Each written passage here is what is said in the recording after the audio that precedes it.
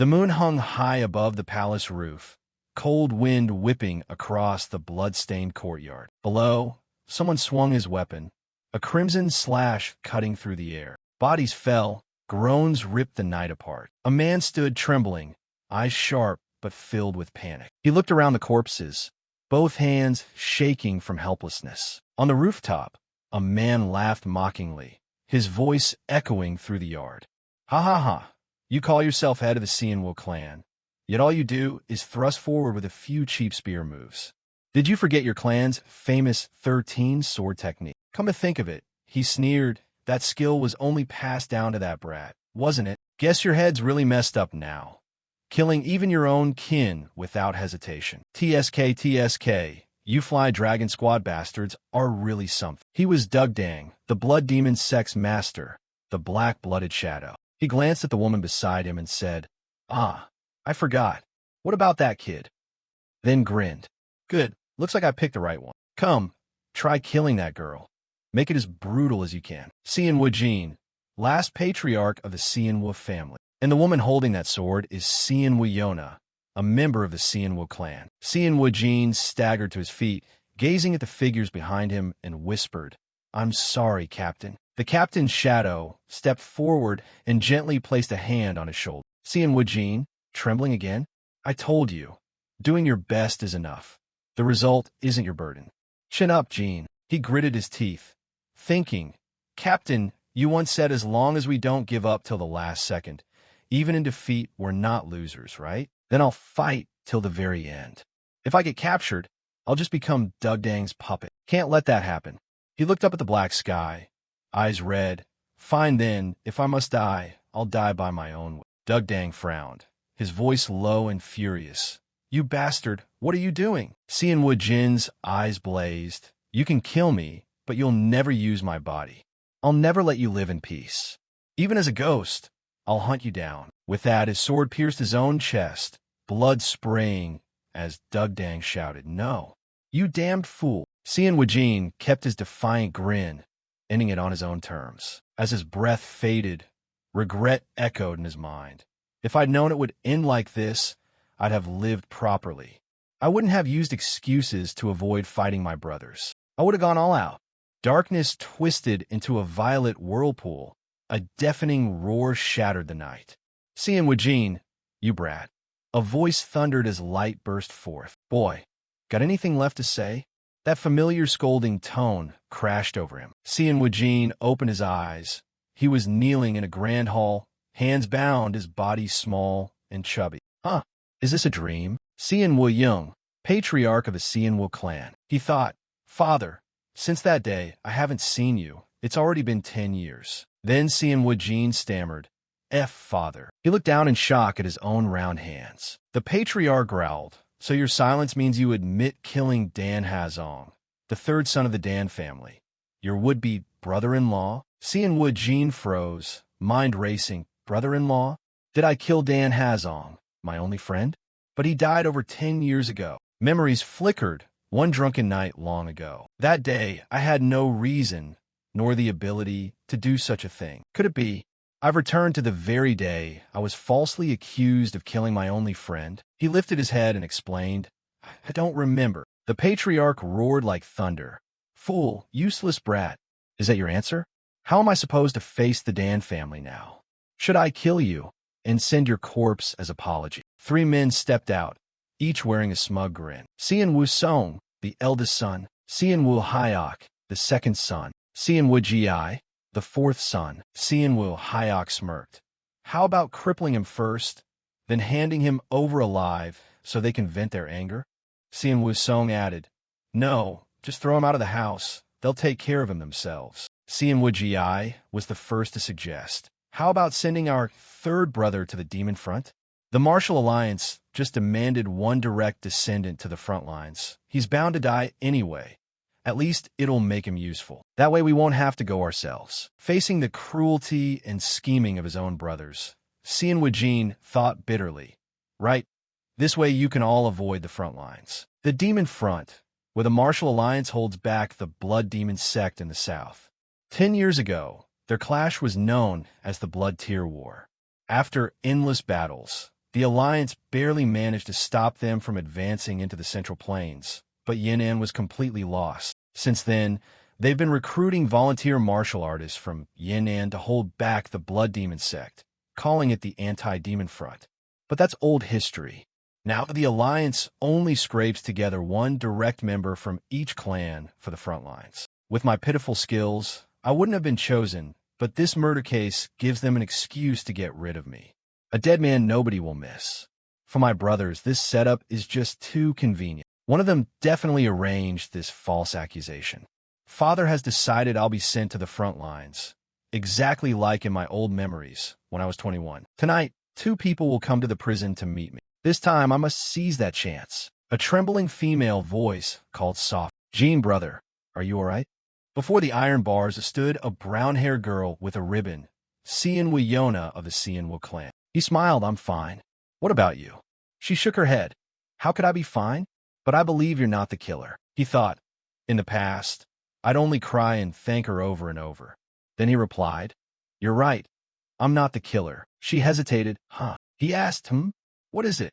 She continued, "Why are you so sure?" He answered softly, "Because the victim was my only brother and your fiancé.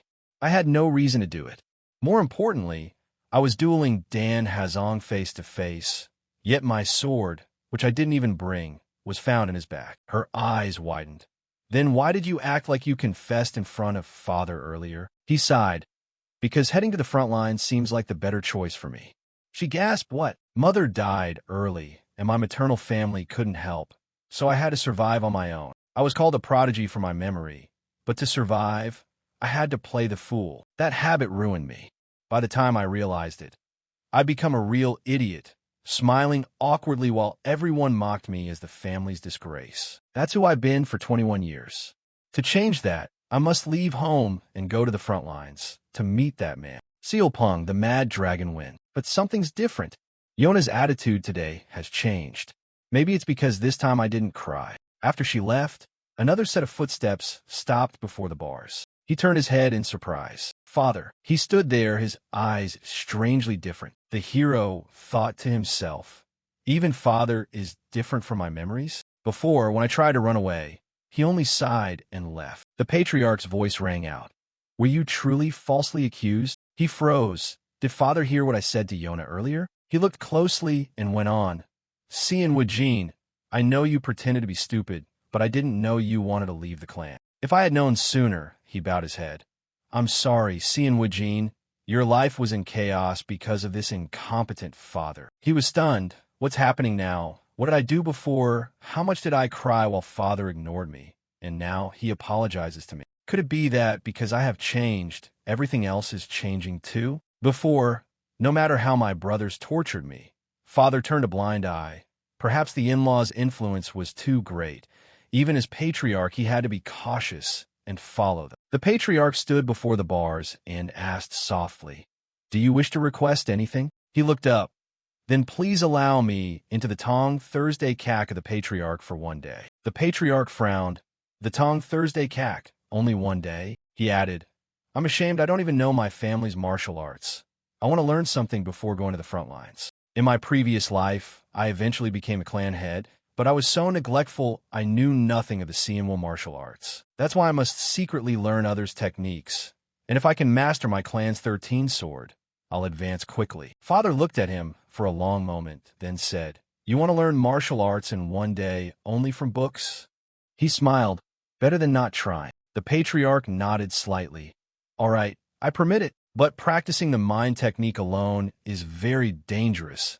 I will teach you directly. Sit into the posture on the table at once." He sat up straight at once, hands placed before his belly. "Yes." The patriarch extended his hand, a red aura flared out. "What I transmit to you is Han Nguyen Vio Cc Tsong.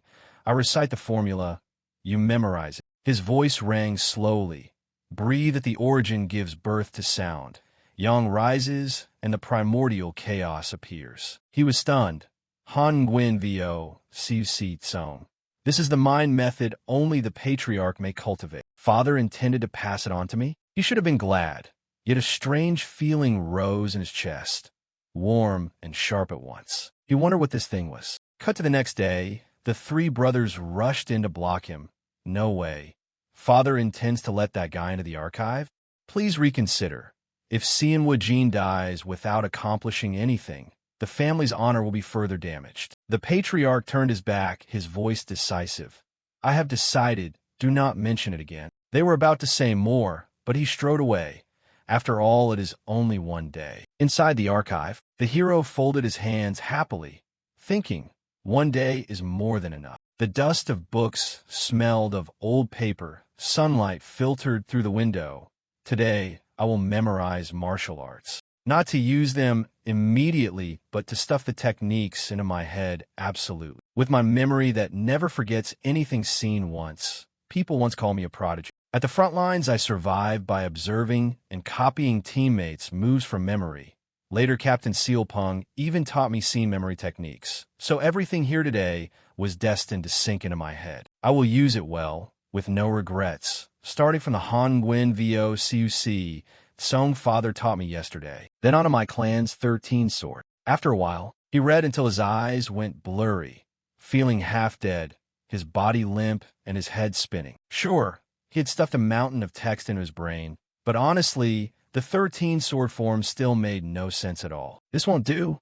I need some air before I lose it. He dragged himself up and rolled onto the grassy yard behind the archive, thinking maybe he should just stop here. Most of what he read, he still couldn't comprehend. He lay on the grass, panting, when a group of people passed by, speaking loudly. Someone like him learning martial arts? What a joke. Lazy as a pig, said the brothers of the Sianwa family. Walking with them were two lovely young ladies. The brown-haired girl looked at him and asked, "Who is that?" The eldest brother sneered. "My third brother, the shame of the Sianwa family. As you can see, he's more pig than man. Father let him enter the study for a day because he's heading to the demon front tomorrow. But look at what he's doing now." She tilted her head.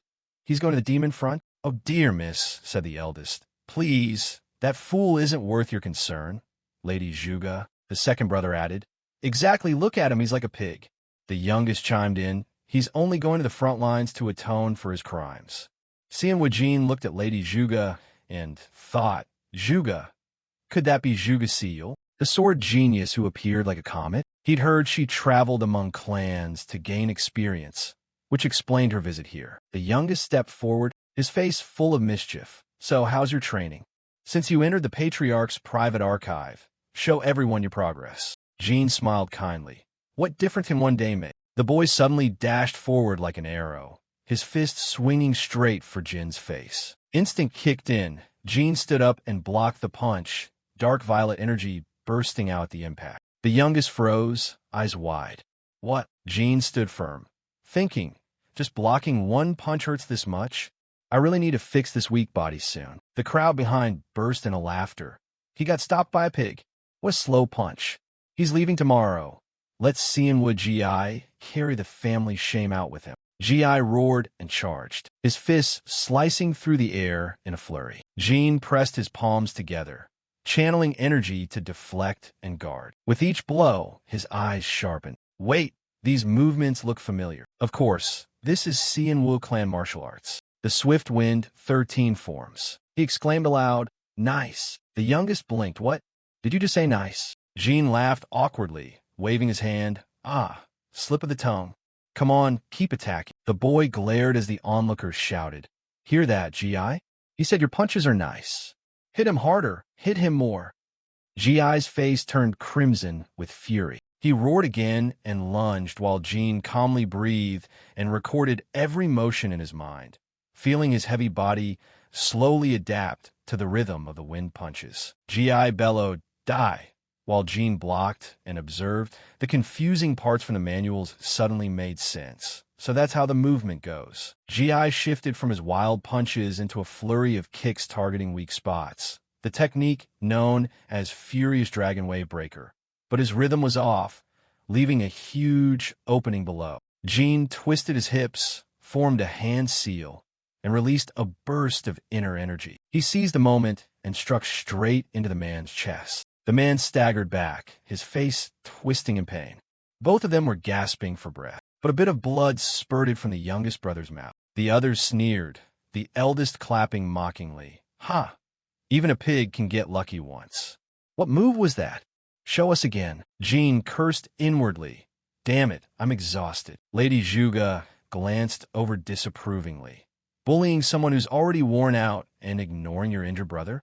How disappointing. The eldest brother flinched and quickly covered.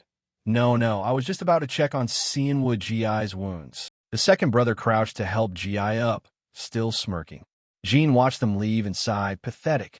All this time I've let trash like them step all over me. They walked away until the courtyard grew empty. Jean collapsed on the grass, thinking, I need to fix this heavy body as soon as possible. Just as his eyes closed, a black shadow blocked the sunlight. He startled upright.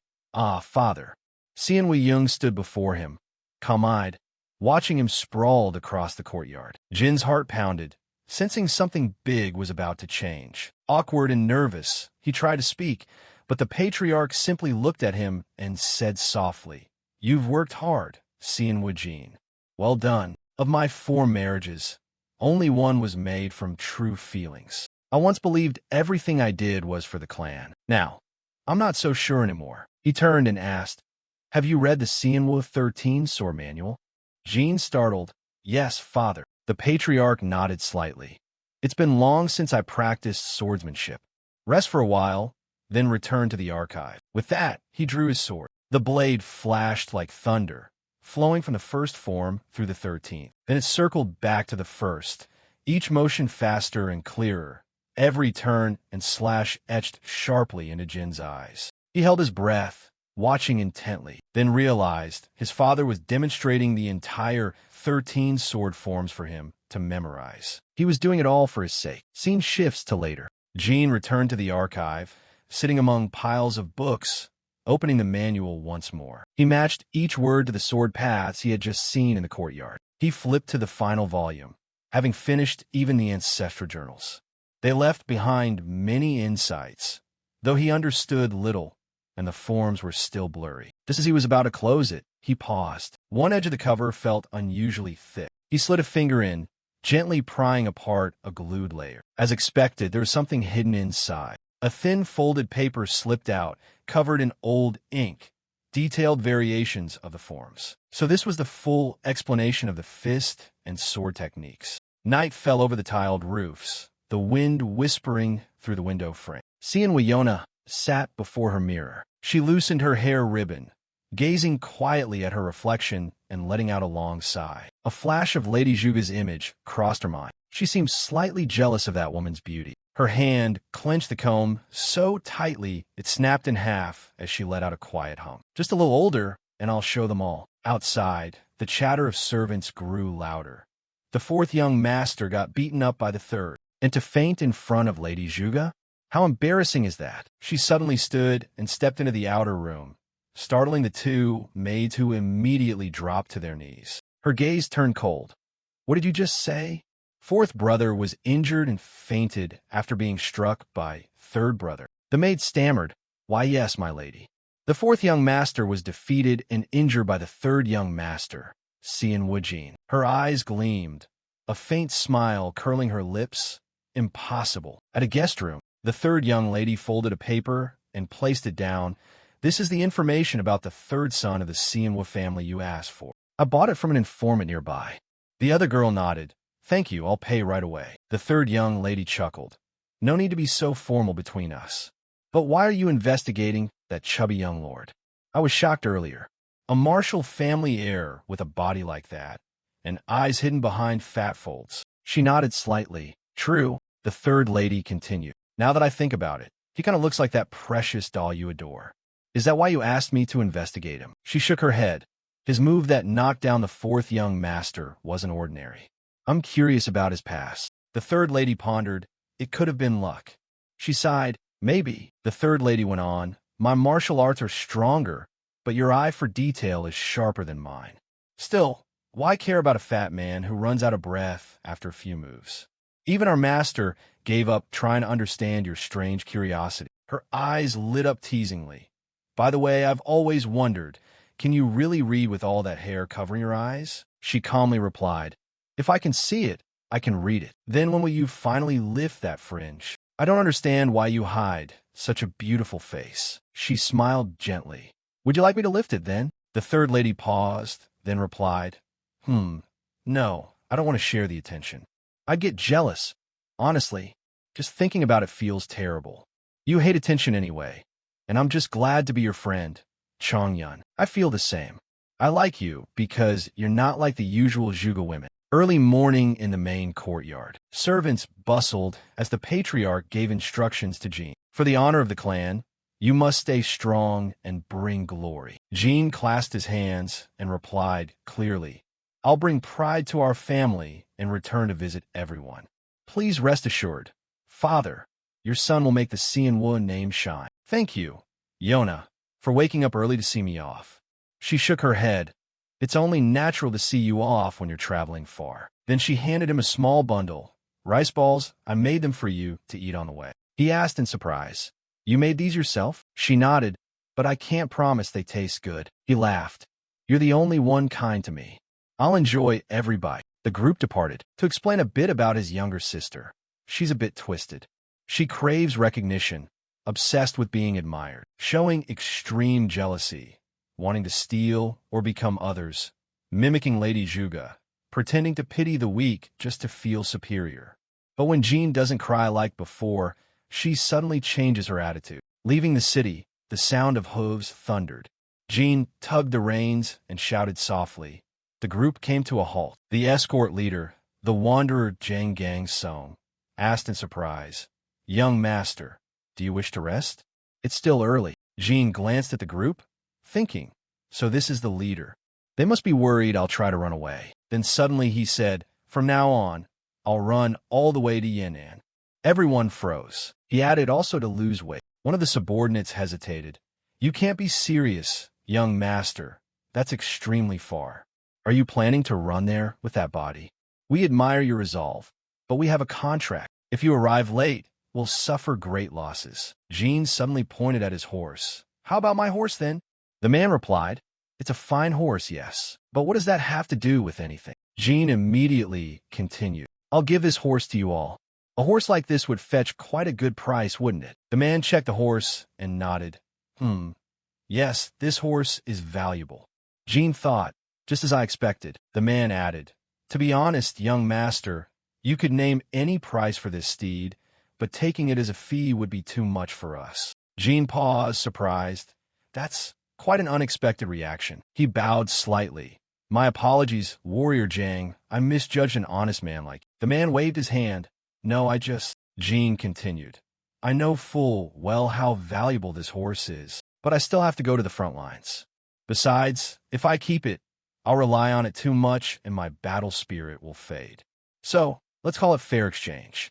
I'll gift you this horse, and in return, I hope for some small conveniences along the way. The man thought briefly. The third young master was nothing like the rumors. He nodded. All right then, since you've paid such a high price, we'll do everything we can to help. Thus began Jin's running journey. From Guiyang in Guizhou to Yan'an, even galloping nonstop on horseback would take 3 days. With his current condition, it was going to be pure hell. But Jin believed this run would become the catalyst for his rebirth. He vowed, this life will be different definitely. Then suddenly, he clutched his stomach and puked. Ugh! Old Zhang panicked. Young master, you're not faking this to avoid going, are you? Jin frowned. What nonsense, ugh. He straightened up. All right, enough rest, let's go. His heavy breathing echoed along the dirt path. The escorts thought. How can running be this hard? Jin grumbled to himself. Barely 30 minutes in, and even my fingers have given up. Suddenly, a handkerchief appeared before him. Chongyun approached and said, Here, wipe your sweat. Jin jolted. Lady Chongyun, you've just seen me at my worst. She tilted her head. You know who I am? Jin replied. I heard the other ladies call your name yesterday. She smiled. A sharp memory indeed. Wipe up, I've got more, keep it. And she turned around, waving. Do your best. I'll be cheering for you. The escorts whistled. Oh ho. Young Master Xianwu Jin is incredible. To receive a handkerchief from such a beauty. How lucky. Jin thought to himself. That probably wasn't her intention, but I'll admit, it does feel kind of nice. Let's go again. He clutched his stomach and threw up. Old Zhang turned and said, At this rate, Eat something first before you move. Looks like we'll be dining outdoors a lot from now on. Night fell, and everyone gathered around the fire. Jean asked, "Could you spare me a bit of food?" "Of course, but didn't your little sister prepare your meals already?" Jean chuckled awkwardly. Her cooking's not exactly suitable for human consumption. The whole group burst out laughing. Haha, fair enough. A beautiful young lady from a noble clan. If she could cook too, life would be too unfair. The man sitting beside Jean added, "Any man who marries your sister is in for a rough time." Someone teased, "You talking about yourself, old man?" He shouted, "You bastard, what did you just say?" Jean watched and thought, perhaps it's my fate never to live peacefully with kin. He suddenly thought of Yona, her behavior now so different from his memories. In his past life, she was the only family he had left. He once found comfort in her worried eyes, not realizing they had disgust and contempt. He used to think he was mistaken, but now he understood. Yona hadn't changed. He was just too blind to see before. From the start, she had never been on his side. Perhaps she was even the one who killed Dan Hazon. He had thought that after learning his father's heart, he had gained someone to rely on, only to lose another instead. He suddenly stood up and raised his hand. "Can I borrow another blade?" The journey that followed was a relentless cycle of training. He alternated between running and walking, practicing sword and blade whenever he rested, sleeping less to cultivate more. With the front line drawing closer, he refused to waste even a moment. That place was a death trap. If he didn't push himself, he'd never survive. Old Jang said beside him, "I've never seen anyone train this hard, young master. At first, I thought you wouldn't last a day, but now I'm ashamed of myself." Jean laughed. "I'm just flailing because I don't want to die. That's how I've always been." Suddenly, an arrow whooshed past, and he jumped aside to dodge. The group immediately drew their weapons. "Who's there? Which bastard dares ambush us like this?" The attackers laughed. "Ha ha, about to die, and still talking about martial etiquette?" Bandits flooded out, blocking the road. A burly man with tiger pelts and a massive axe stepped forward, growling, "Drop your weapons and surrender quietly if you don't want your skull split in half." He was Mak Gu Sam, chief of Tiger Den Camp. Old Jang paled and muttered, "The Tiger Chief? Mak Gu Sam? What's he doing here?" "Young master, if we have to fight, mount your horse and run. We can't hold him for long." Jean thought quickly. Mak Gu Sam. I've heard of him. Unlike common thugs, he's a real martial artist. Old Jang stepped forward, bowing. "We've long heard of Tiger Den's strength. It's an honor to meet you. If it's a toll you seek, we'll pay it. No need for bloodshed." Mak Gu Sam grinned. "Fine then, the toll is everything you own. Clothes, horses, swords, everything. Strip it all and leave, and I won't chase." The bandits roared with laughter. "Hurry up and strip, boys.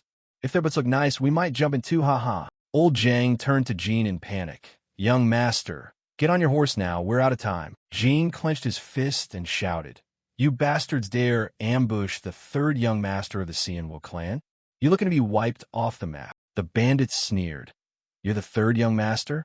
Really?" Jean growled. "That's right, Tiger Chief Mak Gu Sam. If you touch me, you're digging your own grave." Mak Gu Sam squinted. "What nonsense are you spewing?" Jean pulled out a round badge. "I'm from the Sianwo family, and this is the clan's official insignia as proof." Mak Gu Sam stretched out his hand. "Throw it here, let me check." Jean eyed him warily. "You'll ambush me the moment I get close, won't you?" Mak Gu Sam roared. "If you don't throw it now, I'll strike first." Jean nodded. "All right, I'll toss it from here, but you have to return it after looking." The badge flew through the air. Mak Gu Sam reached out and snatched it midair. He glanced at the surface. Humph, the Giyang seal. Just as he squinted to look closer, Jean shot forward, his blade slicing through the wind, piercing straight through Mak Gu Sam's heart. Blood gushed from his mouth.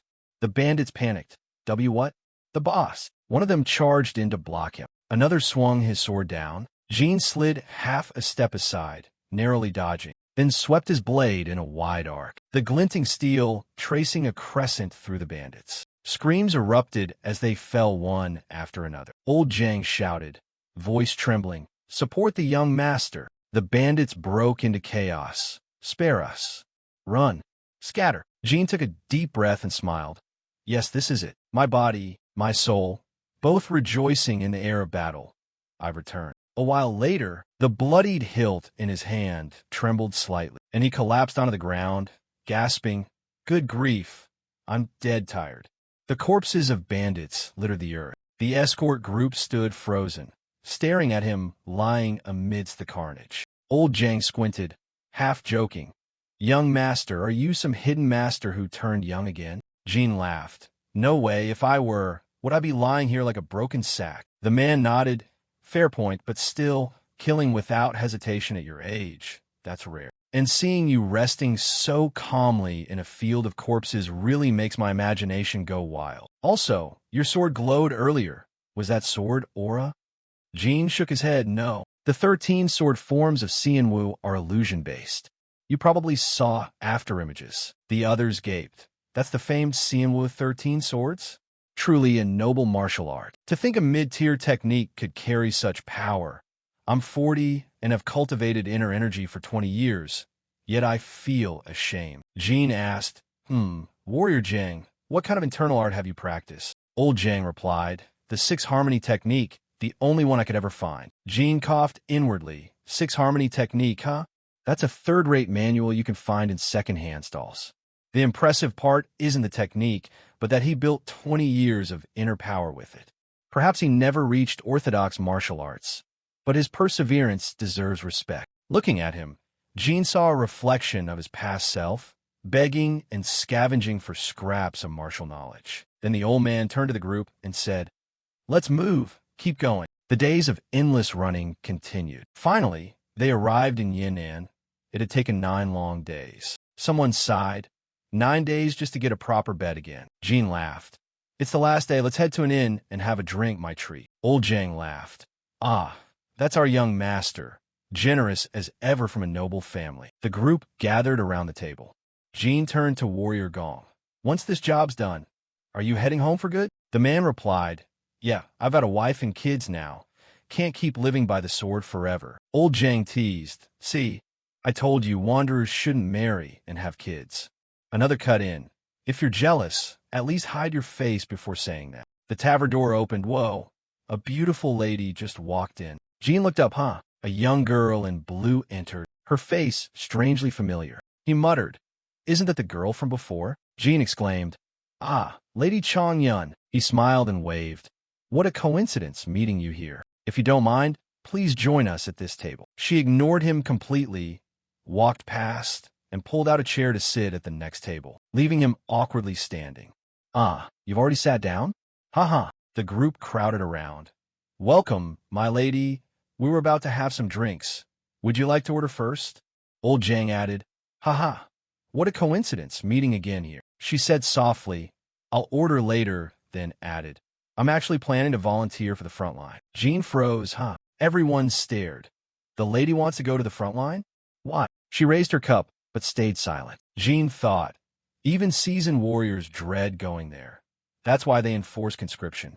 And yet a girl like her wants to go alone? He cautiously asked, "My lady, why would you volunteer for such a place?" She didn't answer, only glanced at him and said softly, "You look thinner." Jean laughed.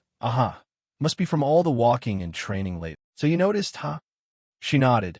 "Yes, you do look leaner." He waved his hands. You flatter me. I'm not that skinny." The others chimed in. The young master worked hard all the way here, even took down a group of bandits. Old Jang added, "Not only that, he's looking sharper now that he's slimmer." Jean burst out laughing. I've heard that losing weight would make me look cooler." She stood and said softly, "If you'll excuse me, I'll take my leave," then walked out of the tavern. The escort sitting across said, "Come on, young master, a toast to you." Jean replied, "Very well, I'll drink to that." Outside, she exhaled deeply. He used to be so adorably clumsy, with a face as soft as a steamed bun. That technique he used looked like pure luck, and everything I've learned about his past only made me more curious. That chubby, waddling cuteness, that ridiculous stamina that made him collapse after half a step.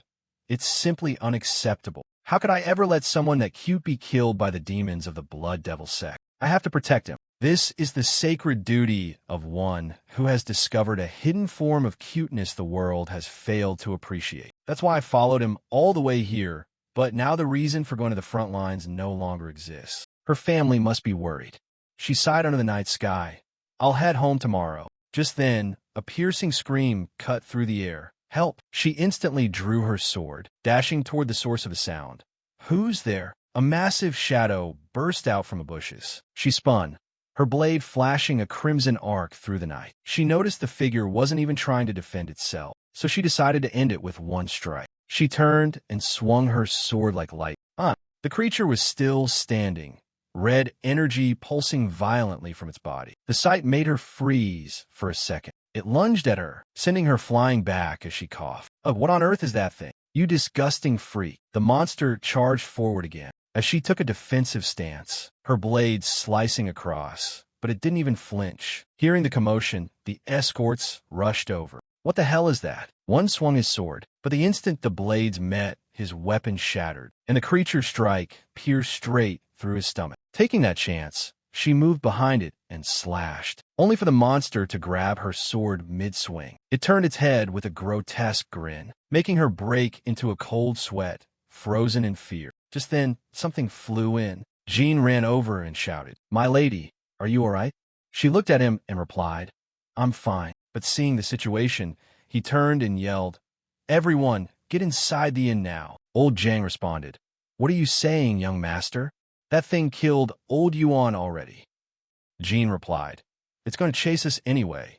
We can't fight it out here." At that moment, the monster dashed toward them. Chong Yun stepped in front of Jean, pushing him back. The sound of clashing metal rang out as the creature's relentless blows kept coming. Jean shouted again, "Everyone get inside now." Then Chong Yun was struck, sent flying backward. As the naked monster roared violently, Jean held his breath and covered her mouth. While the monster roared, Jean signaled to Chong Yun not to make a sound. She thought carefully, realizing that he had kept his eyes closed the whole time. Don't tell me he's blind, hunting only by sound. Just then, the escort group shouted from afar, "Young master, are you ready?" The monster laughed madly, turning toward the voice and charging like a wild beast. Jean thought in panic, "Damn it, they're all inside the inn." Moments later, the monster grabbed someone by the head inside.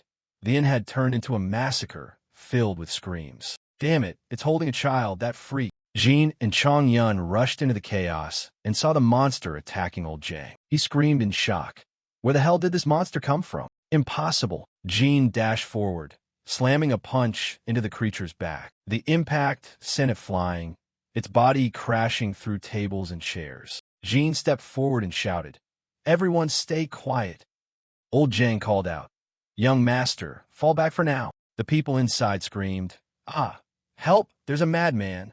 "Innkeeper, call the guards." Jean gritted his teeth, heart pounding. "This is bad. I need to silence them somehow." The monster stood up, and Jean ran toward a table, flipping it over, sending dishes and cups crashing down. The loud clatter echoed across the room as he yelled, "Everyone, stay silent." The sound made the monster thrash around in confusion, and everyone stared, waiting for what would happen next. Jean grabbed a nearby chair and hurled it toward the other side to divert the monster's attention. Jean frowned.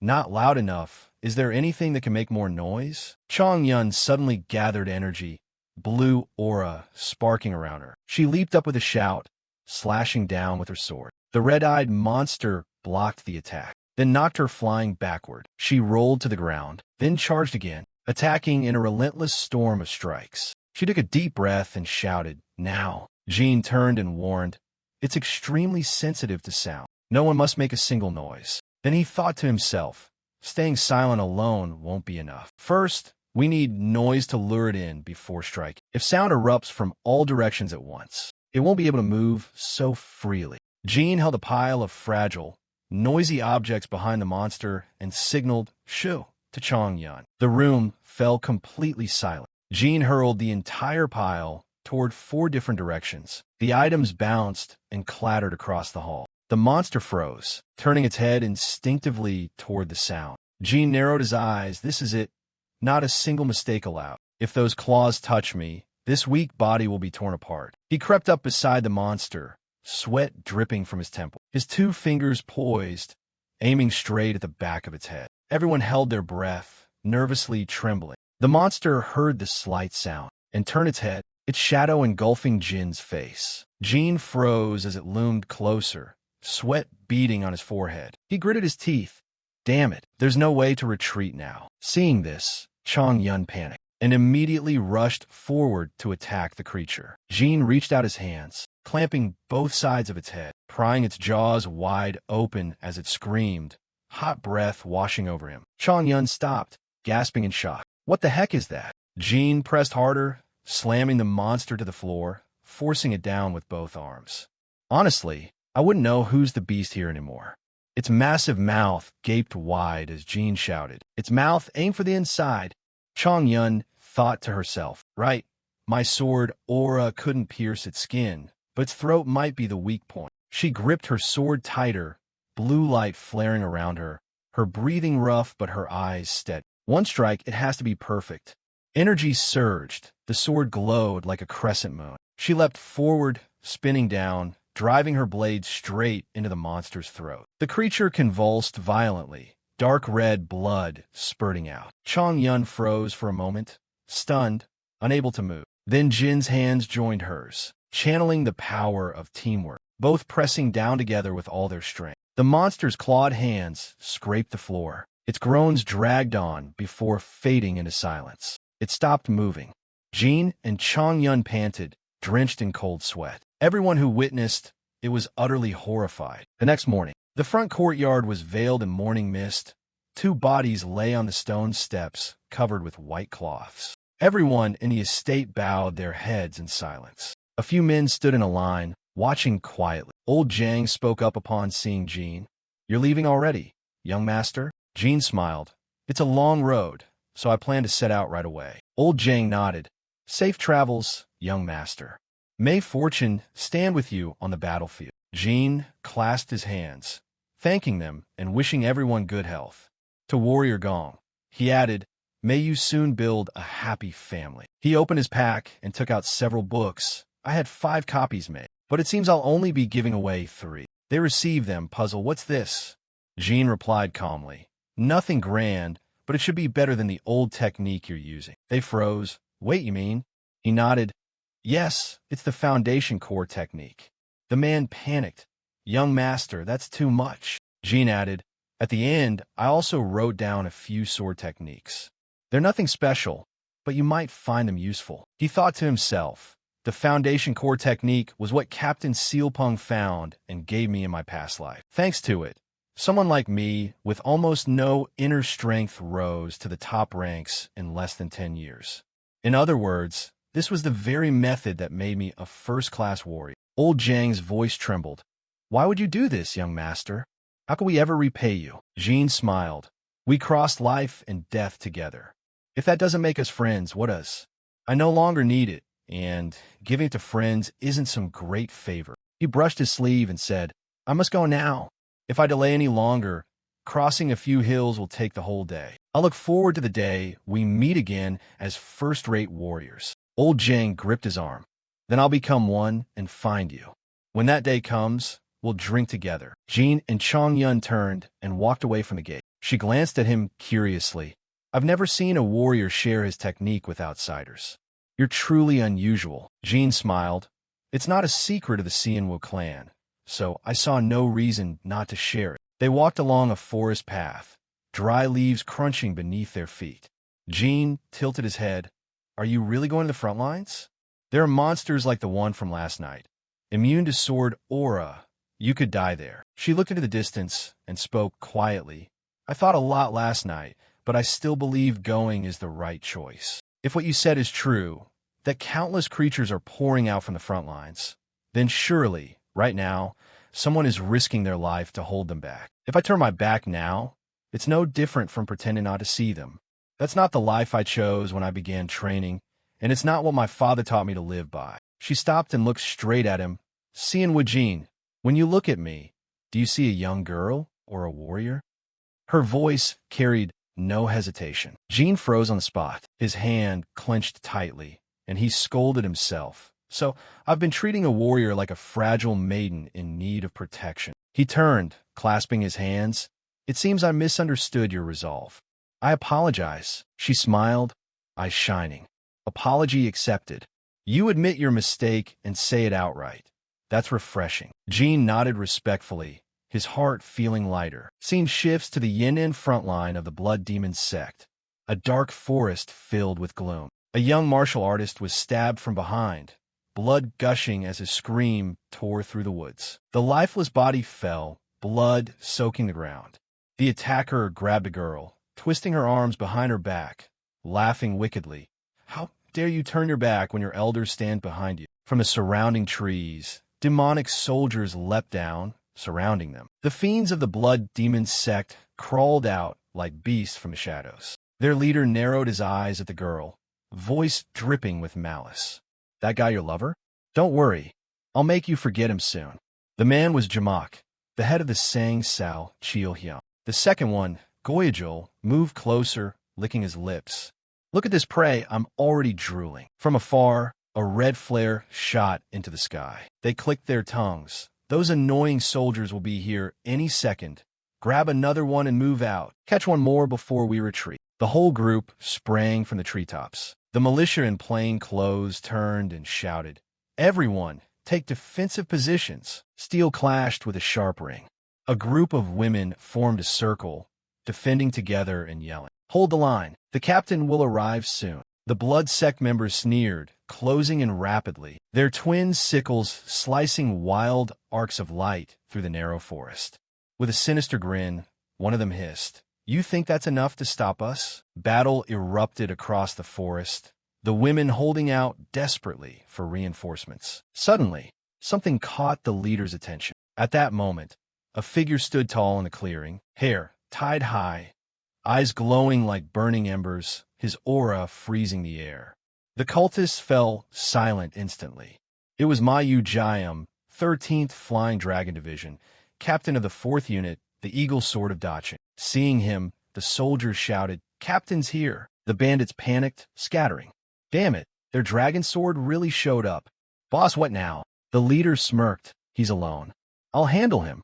The rest are yours. He swung his weapon and charged, the wind howling in a vicious circle. The iron staff spun fiercely, Tang Yeo Un's blade tearing through the air. Mayu Jiam said nothing. His heel twisted as his body slid sideways like a shadow, steel meeting steel with a blinding flash, the impact echoing through the canopy. The leader's strike was locked in place. His eyes widened in shock. Mayu Jiam shifted his stance, his body flowing like water.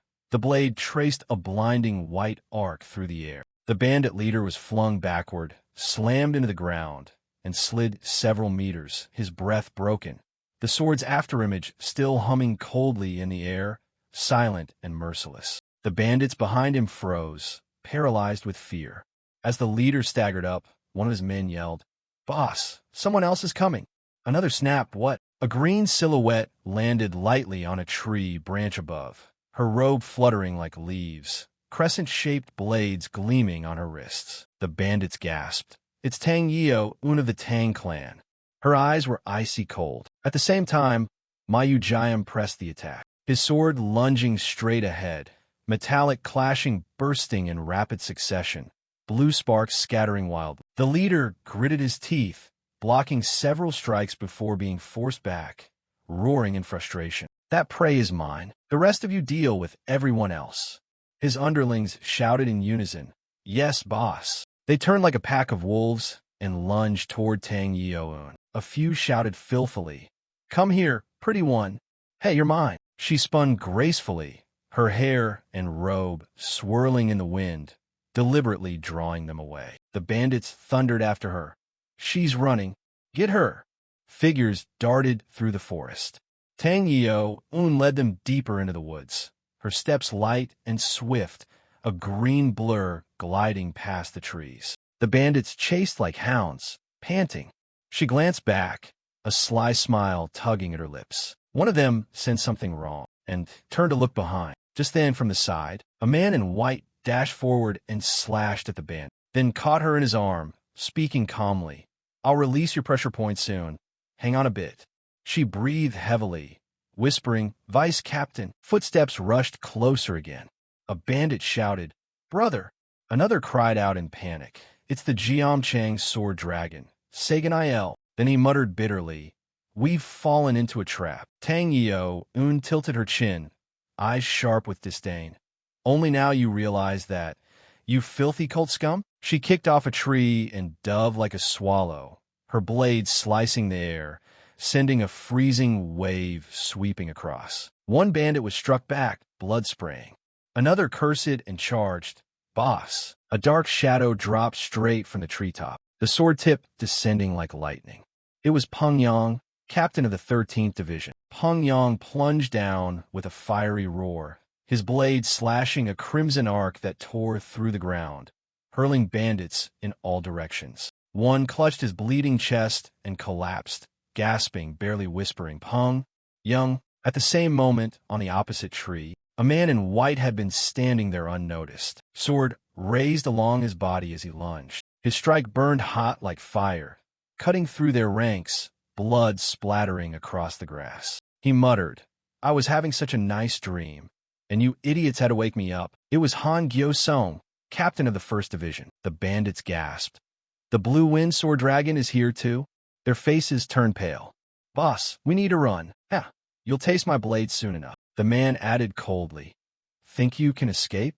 You'll leave your corpses here. The leader sprinted down the trail, shouting back, Next time I'll deal with you myself, you damn. Before he finished, a sword grazed his shoulder, tearing his flesh, blood soaking his sleeve. Behind him, a white figure pursued relentlessly through the forest, the clash of blades mingling with the frantic footsteps echoing among the trees. A strangled cry broke from the roadside. A woman collapsed, clutching the cold body of her comrade.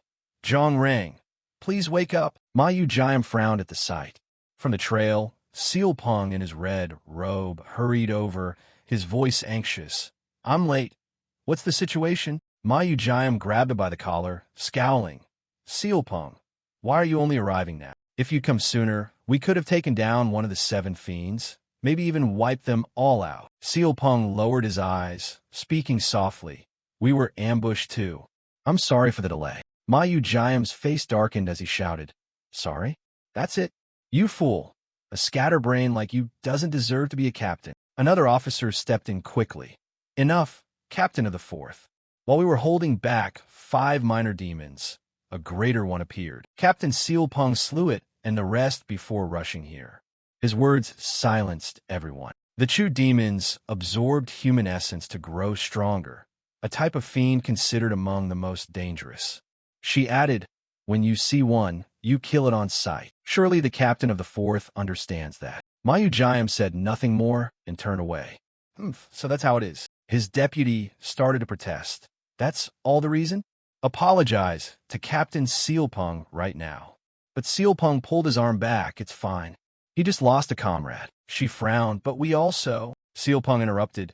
It's all right. Let it go. Silence fell over the group. Tang Yeo-un turned slightly, her voice cold. You're too soft.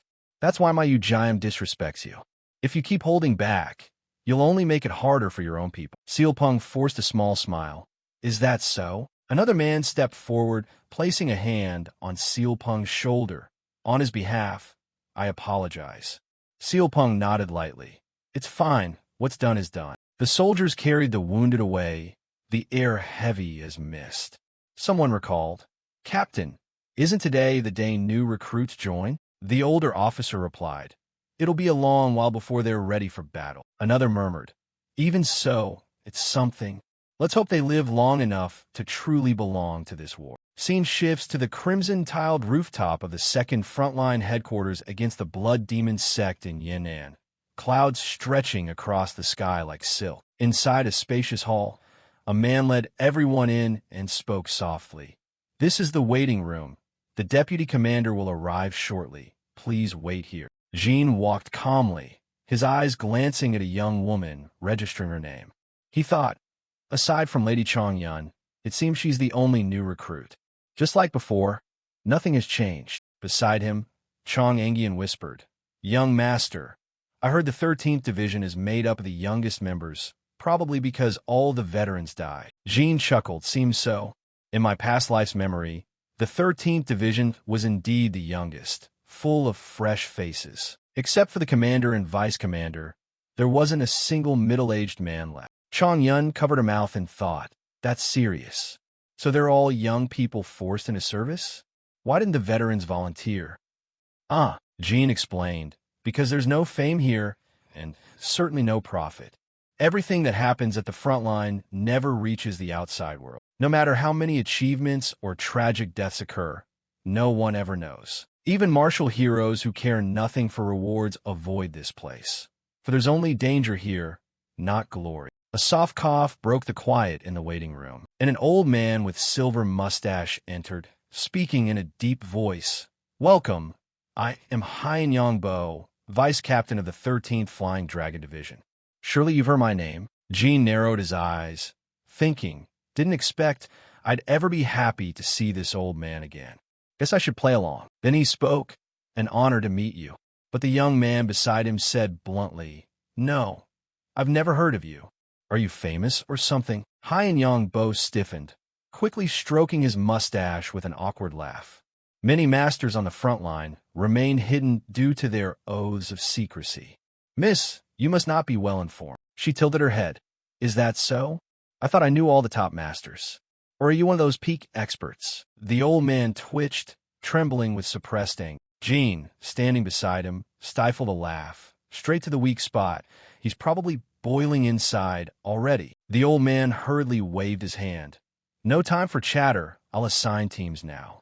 The captains should already be gathered. He opened a roster and read aloud. Xianwu Jin, third son of the prestigious Xianwu clan in Guizhou. Then he flipped the page to Cheonjuun, daughter of Cheonjie Sang, one of the 4 great masters of Guizhou. Someone muttered, aren't the 4 great masters of Guizhou part of the demonic sects? The room fell silent for a beat, and Han Yongbo closed his book, eyes glinting, clearly realizing today's recruitment wouldn't be peaceful. Jean looked at her and thought, the daughter of a demonic master joining the righteous army? Strange. Then the old man looked at another page. And for Miss Chong Yun, parents unknown? Jean thought. When she introduced herself, she only said Chong Yun, and Zhuge Seal even called her affectionately a Yun. So clearly, she's not ordinary. She raised her head calmly. Yes, I'm Chong Yun. The old man's tone turned sharp. Miss, are you aware that those with unclear backgrounds aren't allowed to volunteer for the front lines? Jean thought, what nonsense. Even Captain Seal Peng of Division 7's background is still unknown. Chong Yun replied. The headquarters never said that. The old man barked. In my Division 13, that rule is absolute. Either you state your sect and lineage now, or transfer to the Flying Dragon camp to enlist properly. Just then, Jean stepped forward. Miss Chong Yun is a friend of Lady Zhuge Seal. Surely you know the Zhuge family? The old man froze. Jean lowered his voice. She's the precious daughter of Zhuge Ji Gang, Grand Elder and strategist of the Martial Alliance. The old man stammered. Nonsense. Someone of that status wouldn't come to the front lines. Jean shrugged. I don't know, but she must have her reasons. Maybe it's something involving the higher-ups of the Martial Alliance. Hearing that, the old man broke into a sweat and glanced nervously at the roster. Scene shift. Later, at Division 7's barracks, exactly as Jean remembered. This place had witnessed 7 years of rise and fall. As long as I don't get assigned to my Yu Jime's Division 4, I'll count myself lucky. All 3 of US got placed in Division 7. Not bad, huh? Seal Peng led the way, speaking calmly. This is the barracks of Division 7. Some of the men might pick on newcomers, so don't take it personally. Hearing that, Jean remembered his past, how he was bullied. The third son of the Xianwu clan, the disgrace of the family, and the captain still brought this trash into our unit? He must be crazy. Get lost, filthy pig, your face screams bad luck. But those words made him realize, so this was what they called picking on newcomers. Back then, he had clenched his teeth and endured, changing himself bit by bit. Yet he had once suffered so much he'd wished for death. Thinking of living again in this hallway, memories returned like sunset light through the window, warm but burning. This time will be different. The door to Division 7's dorm opened, the wooden floor echoing under their steps. Inside, a few soldiers were chatting. When they saw them enter, they turned around. Oh, Captain, new recruits? A burly man laughed. eyeing Jin's frame mockingly. With that build, you must eat well, huh? Nice to meet you. The man beside him smirked. What's that? A pig that escaped the pen. Others leaned against the wall, sneering. Same old captain, bringing in anyone he likes. A noble recruit? Ha, keep dreaming. Jin ignored them, thinking to himself, at least I look better than before. Losing weight was worth it. Sealpong said evenly, this is Xianwu Jin, third son of the prestigious Xianwu clan in Guizhou. He's new to the front lines, so help him adjust. Faces stiffened, then twisted in disdain. The Xianwu name? Oh, the disgrace of that house. Another burst out laughing. He's no different from a pig in human skin. Didn't his own brother beat him half dead once? Though, he does look thinner. Then he glanced sideways, taunting, must have suffered hard to crawl this far. A pig that slim?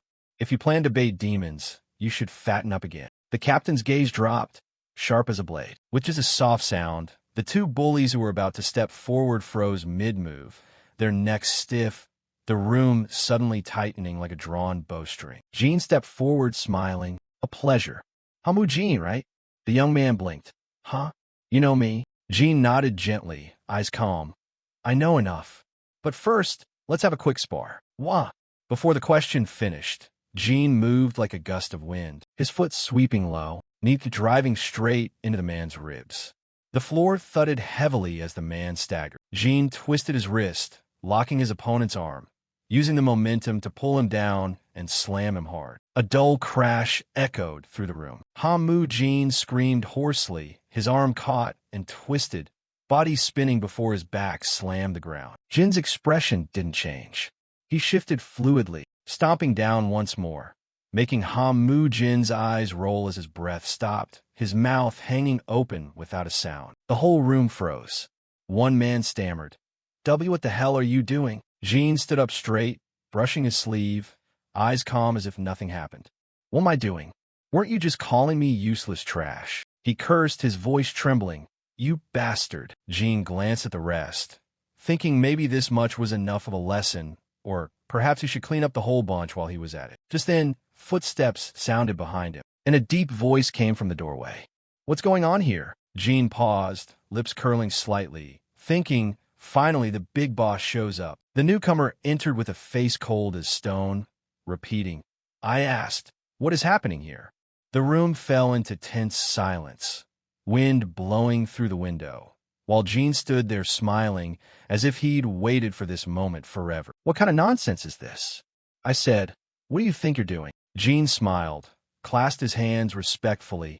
An honor to meet you, Captain. I'm Xianwu Jin, just assigned to Division 7 today. The moment I arrived, these three kindly greeted me by calling me a pig and trash, so I returned the favor a bit. What do you think, Captain? The man frowned slightly and introduced himself. I'm Zhou Taekyung from the Pointed Peak Sect. Jin nodded faintly, thinking as expected, he wouldn't lower himself to mingle with those loud idiots. Zhou Taekyung, the arrogant prodigy of Pointed Peak, prided himself on his sect's rank, 9th among the top schools, enough to puff up his chest. Yet, unable to accept being a nameless underling under Sealpong, he'd formed a clique with those three fools, turning Division 7 into a complete mess, a malignant tumor within the ranks. Because of him, Jin's first love, someone who never deserved death, had perished. Not this time. Jin clenched his fists, his smile calm, but eyes frozen cold. Still, he reminded himself to be cautious. Zhou Taekyung's strength was mid-tier elite, while his own power had only reached the second stage. Facing him head-on might not bring instant victory, so uprooting him would require a smarter move. No need to rush. If he couldn't strike now, he could always borrow Sealpong's hand later. Zhou Taekyung turned to leave, but Sealpong called casually after him. By the way, we've got 2 new female recruits today as well. Everyone should get acquainted. Zhou Taekyung froze, face twisting with anger, thinking, who the hell is this bastard? Jin smirked slightly. Ah, now I remember. You're Senior Zhou Taekyung, right? The one they call the Pointed Peak Sword Flyer, correct? He spun around, voice sharp. What did you just say? Jin chuckled. Pointed Peak? Isn't that your title? I just heard others say so. His eyes flared, hand gripping his sword hilt. You've done poor research, which means you're about to die for it. The blade was half drawn when Sealpung stepped forward. Jean slipped around behind and said, "Whoa, Senior Jo Tae-kyung, what are you doing?" Jo Tae-kyung growled, "Move aside, Sealpung. He insulted me, a proud disciple of Pointed Peak Sect. I can't let him live." Sealpung smiled calmly. Seeing Wajin just arrived and doesn't know the rules. Let go this time. Also, drawing your sword now would cross the line. Jo Tae-kyung gritted his teeth, muttering, "Rules say anyone of rank 2 who disrespect a rank 1 must pay the price. You really plan to stop me, Sealpung?" Jean laughed lightly, raising his hand. "My apologies, Senior. But my eyes still hide a thin blade, waiting for another day. Those guys disrespected our captain, a top-tier master, so I gave them a little lesson. I thought Senior Jo Tae-kyung wouldn't bother with such trivial matters." His face twitched, color draining away. The onlookers burst into laughter. "Huh, the worms crawled into the nest. Looks like this team just gained another punching bag." Jean replied casually, "Jo Tae-kyung could never catch up to the captain anyway. But between you and me, a win or two is all it takes for me to surpass you." The air stiffened. Jo Tae-kyung snarled, "What did you say? What wager will prove it?" Jean smiled. "What if I actually do it?" Jo Tae-kyung stepped closer. "Then I'll give you 3 months. Duel me and prove it. Lose and you die. You said it yourself, so don't cry later." Jean tilted his head. "All right, but what if I win?" The man scoffed confidently. "Huh, then I'll die. What else?" Jean shook his head and added, "Oh no, that won't do. Comrades are precious. Can't have one dying while we're still fighting the demonic cult. How about this? If I win, you'll treat me as your senior brother. Fair and square, right?" His teeth ground audibly as he spat out one word, "Fine." He glanced at Sealpung. "You'll really let him walk himself to his grave?" Sealpung stayed silent, eyes cold. Jo Tae-kyung leaned close, voice dripping venom. "Struggle all you want. I'll make you regret ever speaking."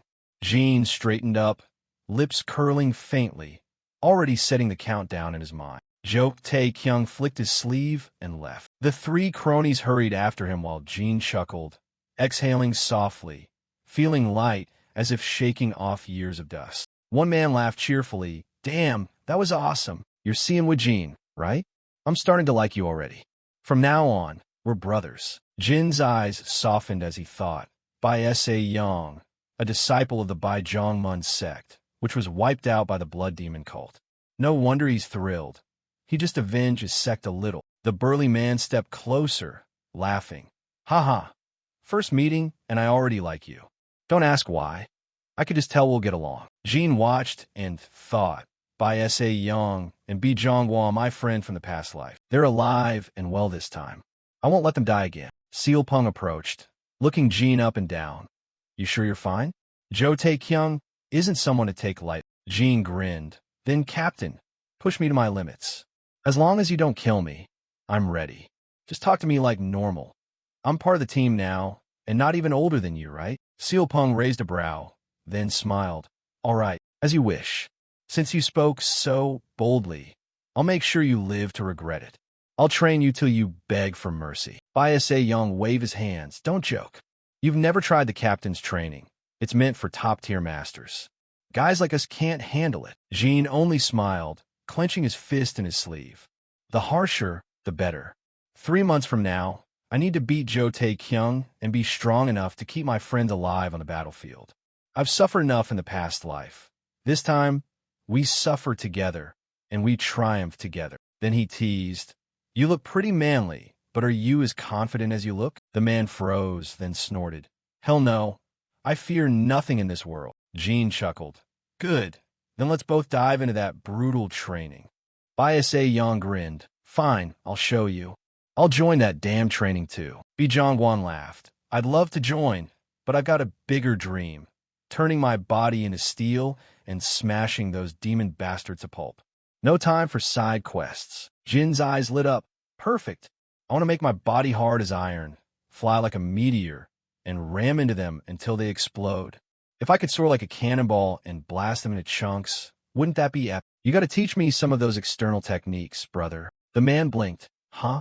You serious?" Seal Pung chimed in. Now that I think about it, we had a guy like that back in my old squad. Same talk. Wanted to see whose body was tougher than the demon cultists. The big man laughed heartily and threw an arm around Jin's shoulders, eyes gleaming like a kid's. Deal, I'll teach you. Jin thought to himself. He agreed, though that was only a cover for my real goal. Then he cheerfully said, my aim is to turn this steel body into a meteor and crash straight into the demon cult. Wouldn't it be cool if I could fly like a cannonball? The man froze, repeating, fly like an arrow, and blow the demon cult to pieces. Jin chuckled. Then the martial world will probably call me something like the Falling Iron God or the Shining Diamond Comet, right? The man widened his eyes, muttering, the Falling Iron God, the Shining Diamond Comet. Jin closed his eyes slightly, as if sealing the deal. Scene shifts to the next day. The whole group enter the forest. Bai S.A. Yang stood upright, saying, this training? For a Bai Zhang disciple like me, it's as easy as cold porridge. Meanwhile, Jin walked beside Bi Zhongguan, calm as ever. I've done this kind of torture in my past life. Nothing new. Then he called out, I'll go first. He launched himself forward, wind slicing past his ears, but his lighter body threw off his balance by a beat. He stumbled and hit the ground, rolling in pain. Bi Zhongguan shouted, hey, you okay? Jin lay on his back, staring at the canopy, exhaling, all right, this is the first time I've trained like this since losing weight. Then he jumped up, brushing off leaves, lips curving, no worries again. A month later, the forest was misty with dew, sunlight streaming through the branches. A hand shot up from behind a tree, gripping tight. Bai S.A. Yang gasped, dragging himself over a log, sweat dripping from his forehead. He'd fled from a dying sect to join the front lines. The top disciple of a once secret sect, now ranked alongside a mere pointed-peak disciple. When he mentioned his background, he'd expected nothing. For a second-rate like him, an apology from a first-rate swordsman was nearly impossible. He only hoped they'd at least feel some guilt for that tragedy years ago. The man had just smirked, saying, so, proud of yourself? Your elder died, chasing power beyond his reach. What's there to brag about? His reason snapped. He lunged at the man, and the result was obvious. The days after weren't much better. At his level, he couldn't even beat a common cultist, let alone Zhou Taiqiang. His sect's inner art was lost, and without a proper core technique, reaching first-rate mastery was a dream. Everything was unfair, and he was powerless. But he'd rather die than be pitted like a weakling. So he wandered aimlessly, without purpose, until one day, some lunatic got assigned to Division 7. That guy was second-rate too, barely looked like a martial artist. Yet on his first day, he had but Zhou Taiqiang. That kind of recklessness oddly felt refreshing. Maybe that's why he pretended to fall for Jin's provocation and join the training. But the very next day, he realized he'd made a huge mistake. If not for that impulsive moment, he wouldn't be suffering like this now. He panted heavily, leaping between tree trunks. Seal Pung shot through the treetops like an arrow, blindfolded with a strip of cloth, his movement skill unmatched. Yet keeping up with the captain for a month straight was already the limit of his strength. Die or not, I can't afford to quit. Then from behind came laughter. Ha ha, by S.A. Yang. Only half an hour in and already tired? Come on, maybe you'll catch up to me soon. Jin leaped lightly between trees, his laughter echoing through the forest. Seeing that, by S.A. Yang gritted his teeth. I absolutely can't lose to someone who's also second-rate and even carries more weight than me. Especially not to a guy learning my sect's footwork straight from me. The guy had said he never learned movement techniques, yet 3 days after training started, he came asking by S.A. Yang for guidance. In return, he offered something tempting, a set of inner cultivation methods. More importantly, he was the first person to ever value the movement art of Bai Zhang's sect that much. So I have to push myself even harder. He clenched his teeth and rushed forward, determined not to lose to Jin. Early mornings, they ran like madmen, then meditated to control their breathing, followed by weapon drills. After meals, the three split up to train their external techniques. By dusk, the squad took turns sparring. The next day repeated exactly the same, until exhaustion left them barely breathing. Jin collapsed, gasping, finally done. A woman waited at the forest edge. Seeing them arrive late, she nodded. You're a bit slow today, but well done. Jin wiped his sweat, smiling awkwardly. I got greedy and added more weights, so I slowed down a bit. My cultivation's still weak, can't keep up yet. Haha. She crossed her arms, saying, training's about being better than yesterday, right? You're impressive, seeing with Jean. Jean laughed it off. Oh, it's nothing. Compared to the captain, what I do is just a drop in the ocean. Na co you in my past life. You were the one who reached out when everyone else called me a pig. Since then, I've loved you silently, unable to confess or save you from death. Now, things are going well. Jean inhaled deeply, exhaling slowly. Perhaps because Chong Yun, the leading lady, set such an example.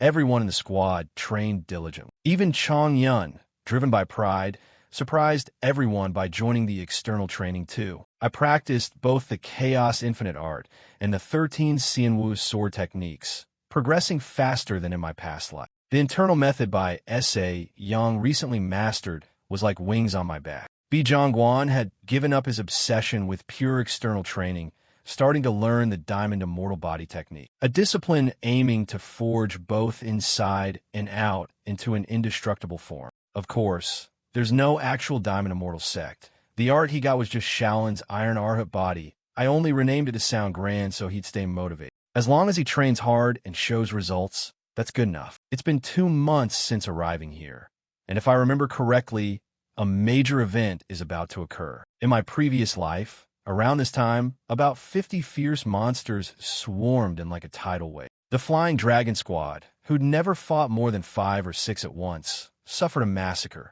Almost an entire unit wiped out. I never learned the full cause. I only know that from then on, the front lines spiraled into chaos. With my current strength and position, I can't warn anyone or prepare openly, even though I know exactly what's coming. It's maddening. In the middle of the forest, a brown-haired man jumped out from the bushes, swatting mosquitoes furiously while grumbling. Seriously, I'm way too famous out here. But why is it only with mosquitoes? Shouldn't it be with beautiful women instead? A swarm of mosquitoes buzzed and clung all over his body. He jolted, swung his sword in a sharp arc, then dashed through the underbrush. In an instant, sword flashes overlapped like rain, and mosquito corpses fell in droves. The disciples rushed over, cheering loudly. As expected of our captain, always amazing to watch. That's the rain sword dance of the 72 sword paths, right? He laughed. Nah, this is just the basic stuff of the Qingchong Sect. They whispered among themselves, if our captain's this good, what about the captain of Team 1? The celestial dragon, sort of the pure wind? How could we compare? Someone laughed. Our captain's a cheeky monkey. Comparing him to a dragon is way too much. The brown-haired man's veins popped. Shut up, all of you. The vice-captain smirked, making him roar even louder. That guy's weird. Barely in his 20s, yet already at the peak. Not even human, and probably heartless too. The others teased. If you like her that much, why not ask her out? She stammered, what? And everyone burst into laughter. Captain got rejected again. The brown-haired man blushed furiously and shouted, silence. I'm not even interested in the vice-captain. Suddenly, he froze, glancing toward the woods, his voice dropping low and curt. Everyone quiet. Something's coming, lots of it. The brown-haired man crouched down, eyes scanning the forest, readying his blade. The team spread out, forming stance, sunlight slanting through the leaves as the wind hissed softly. Then the bushes trembled violently. From the shadows, a horde of demon fiends burst out like a flood, eyes glowing red, claws sharp as knives. The captain shouted, Vice-Captain, send the signal. At the same time, he slashed across, a streak of steel ripping through the front line of monsters. He froze for a beat, then cursed. Damn it! He pulled his men and roared, retreat. A flare shot into the sky. At least 3 mid-level beasts were among them. The forest echoed with screams as they fought while retreating, black blood splattering everywhere. The formation tightened, moving swiftly through the trees. For a brief moment, there was silence. Then the sound of ripping leaves as the fiends poured out like a flood. One disciple was grabbed by a monster's claws. It roared and charged, stomping the ground, ignoring everything around it. Once a fiend locked onto a target, it almost never lost focus. The disciple panted, stepping back in an arc, swinging diagonally, but the creature lunged like a rabid beast. Its cracked hand clamped down on the sword blade, black blood spurting as its grip only tightened. Thus, the basic rule of engagement was simple: fight in pairs. One restrains the beast while the other strikes to kill. As the trapped disciple struggled, his comrade slid in from the side, thrusting the sword into the creature's armpit. But just then, the monster's other rough hand clamped down on the steel blade, its milky eyes rolling in madness. For the first time, Team 6 faced more fiends than they had met. Sweat soaked their brows as they fought desperately, searching for a gap to escape the encirclement. Some fought 2 or even 3 beasts at once, their blades clashing wildly. Screams tore through the forest, black blood spraying everywhere.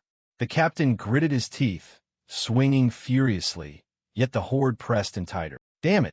A scream for help echoed through the treetops. Help! Somebody help me! A figure fell, immediately swarmed by monsters clawing and tearing at it. The captain shouted hoarsely, "Everyone regroup! Don't let the formation break!" He tightened his grip, his sword flashing, slicing clean through a lunging beast. The creature roared, veins bulging on its arm as it seized the blade. The two struggled amidst the dark forest reeking of blood. From behind, another wave of monsters came rushing in. The captain released his sword, using pure hand strikes instead, striking down one by one, left hand, then right, smashing straight into the beast's skulls. Each strike sent another monster flying backward. He thought grimly, "The enemy's too many. We can't last much longer. I must carve out an escape route, no matter what." Suddenly, something caught his attention. It was Wajin arriving with his squad, barking, "Prepare for engagement." The others instantly formed a triangular stance, backs together, swords outward, facing the oncoming horde. As the beast charged, a figure kicked one clean off its feet, sending it flying. The three blinked in disbelief at the sheer force of the impact. Jin and Bijongwan appeared like action heroes, fierce as spikes across the battlefield. The monsters thundered toward them, eyes glazed white. Bijongwan rammed into one like a charging bull, laughing, "Haha, too light, too light." Behind them, the captain caught sight of blue uniforms from Squad 7 and froze. "That's Squad 7. Use them to open the path." He barked, "Retreat. Run as fast as you can." Then he called out, "What about you all? You're retreating too, right? There are too many of them." From a forest came Jin's voice. "Don't worry, Captain Chong-won, I have a plan." Jin tilted his head, grinning.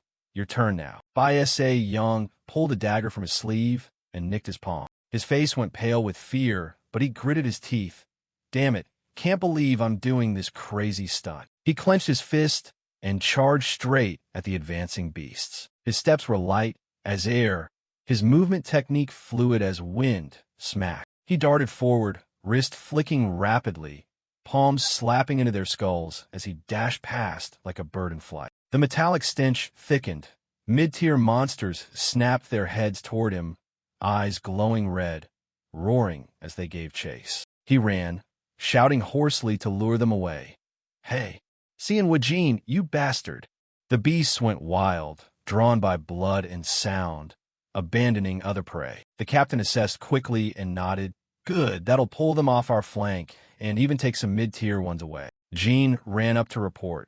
"The other captains are on their way, and Chong Yun's already stabilizing her sword aura. If Squad 6 cooperates, we can bring it down." The captain clenched his fists, decisive. "Good. I'll lead the charge. No stragglers. Follow me." He and Chong Yun accelerated forward, charging straight into the monsters. Moments later, a flash of blue sword light ripped through the sky, cold energy slicing across the treetops as the beasts fell one after another. When the dust settled, the captains had arrived, bodies scattered around the clearing. Jin recalled his past life and the tragedy drawing near. The only thing he could do now was train relentlessly and pull everyone forward together. "But I won't give up. Since the day I opened my eyes again, I haven't skipped a single day. And today, through the narrow gap carved by those countless efforts, my comrades were safe. The attack from those fiend beasts should have taken at least 10 lives. Thanks to the coordination between the captain and the team, it was finally suppressed with minimal casualties." A few days later, the whole squad returned to their forest camp.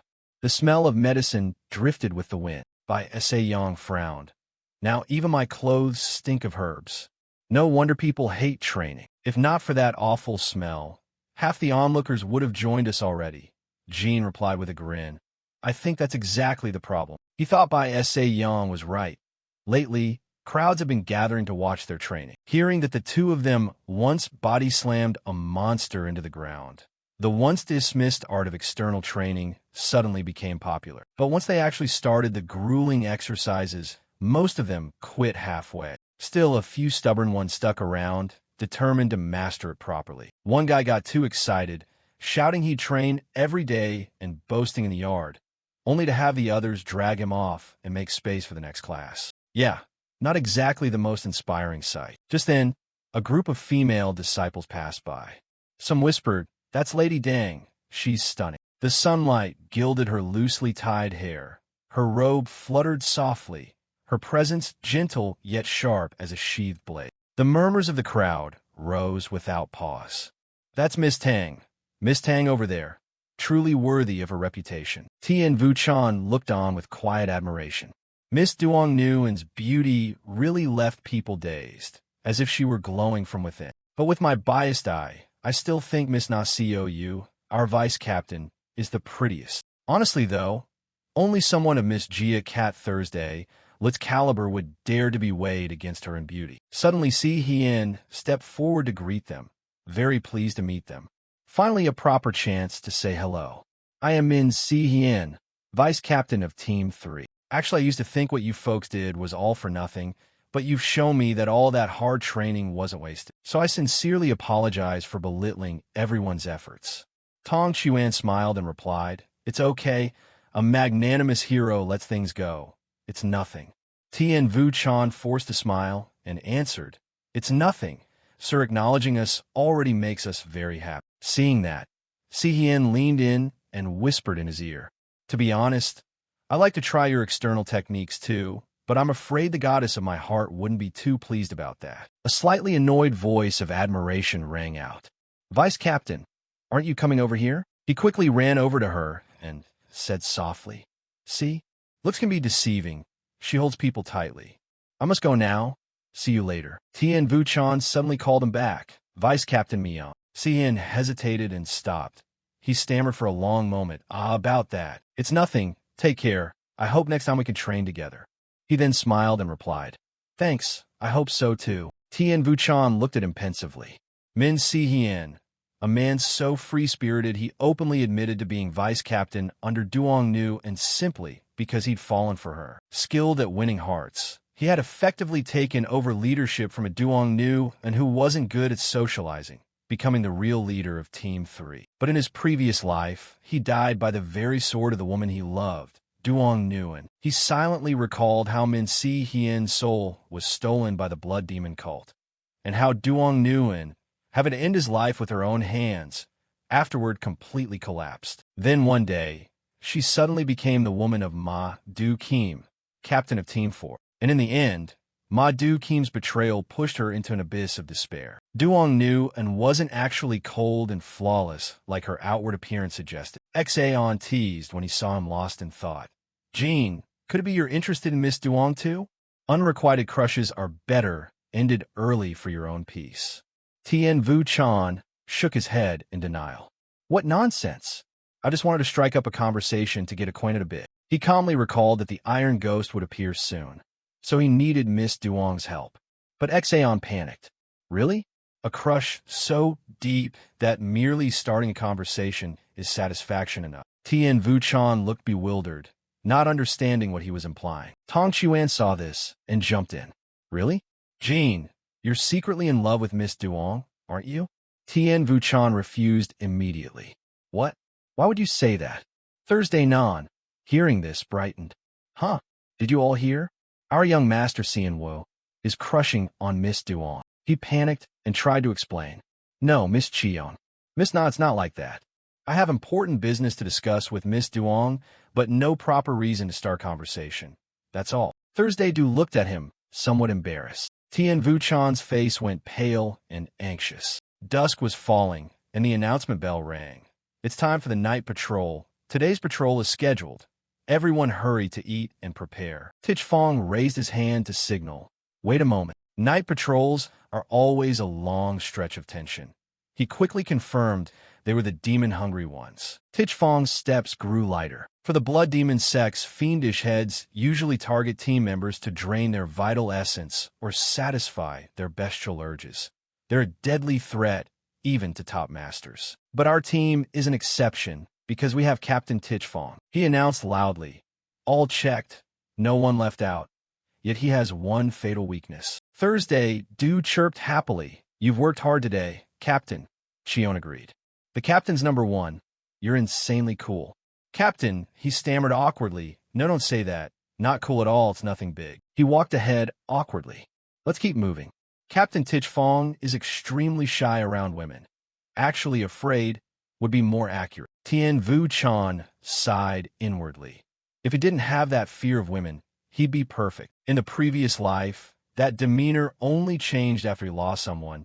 But in this life, I won't let that happen. Tien Vu Chan looked back determinedly. To make that so, he first had to deal with the guy who was the root of all this. That fellow constantly refused to acknowledge Captain Tich Fong, but never dared confront him openly, instead skulking like a venomous snake. Xaon glared over and raised his voice.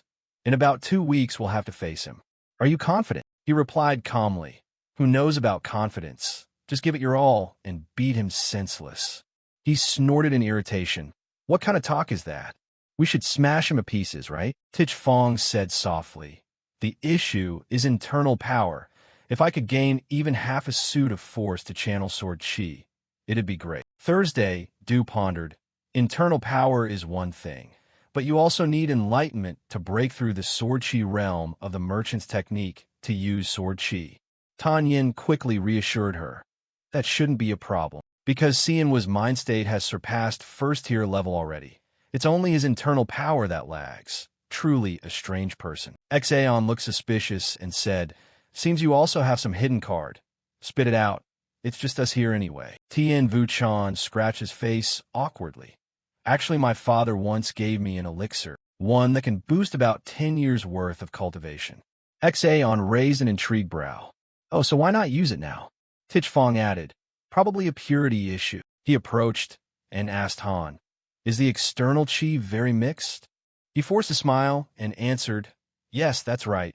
If I absorb the elixir, external chi would take up 5 parts. Chion whispered curiously into Thursday Du's ear. What does that mean? Am I the only old-fashioned one here? Tan Yin explained that if external chi from the elixir exceeds half of total power, the risk of derangement increases sharply. It seems Xianhua meant that if he absorbed the elixir now, he'd end up in that state. Chion seemed to realize, demon possession from misused fire chi. Tien Vu Chan stood to one side with a stiff smile.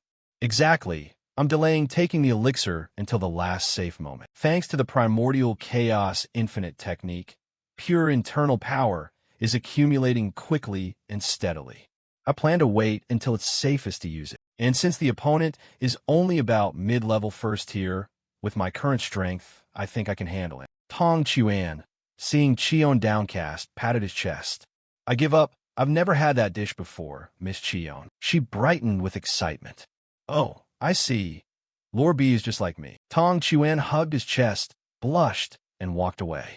Thursday, Du spoke softly.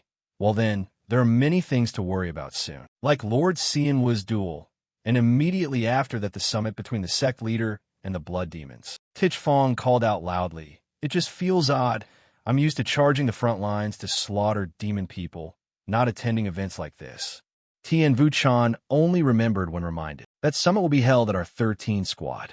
It's purely a war of words meeting, strangely conducted in an atmosphere of peace. Xaon grumbled irritably. Just thinking of the vice captain putting on a show to curry favor with superiors sends a chill down my spine. Whether it's reorganizing formations or a full cleanup, acting like the sky is falling. Why on earth must it be held at 13 squad? Tanyan asked suspiciously. Don't you all find that strange? If external chi exceeds half, there's a risk of going mad from inner fire. Yet those blood demon sect fiends feed on people's vital essence to boost power. So how on earth are they still alive? Tien Vu-chan looked at her puzzled. Xaon seemed suddenly enlightened. Really? He fumbled awkwardly. They primarily accumulate power by sucking others' vital essence. So how are they still safe and sound? Elsewhere, Taiken trained relentlessly under Du Kim's supervision. His voice echoed across the area as the sword's strong arc sliced down, scattering leaves. Du Kim stood to one side and admired. Clearly having a goal makes progress much faster. Remarkable progress.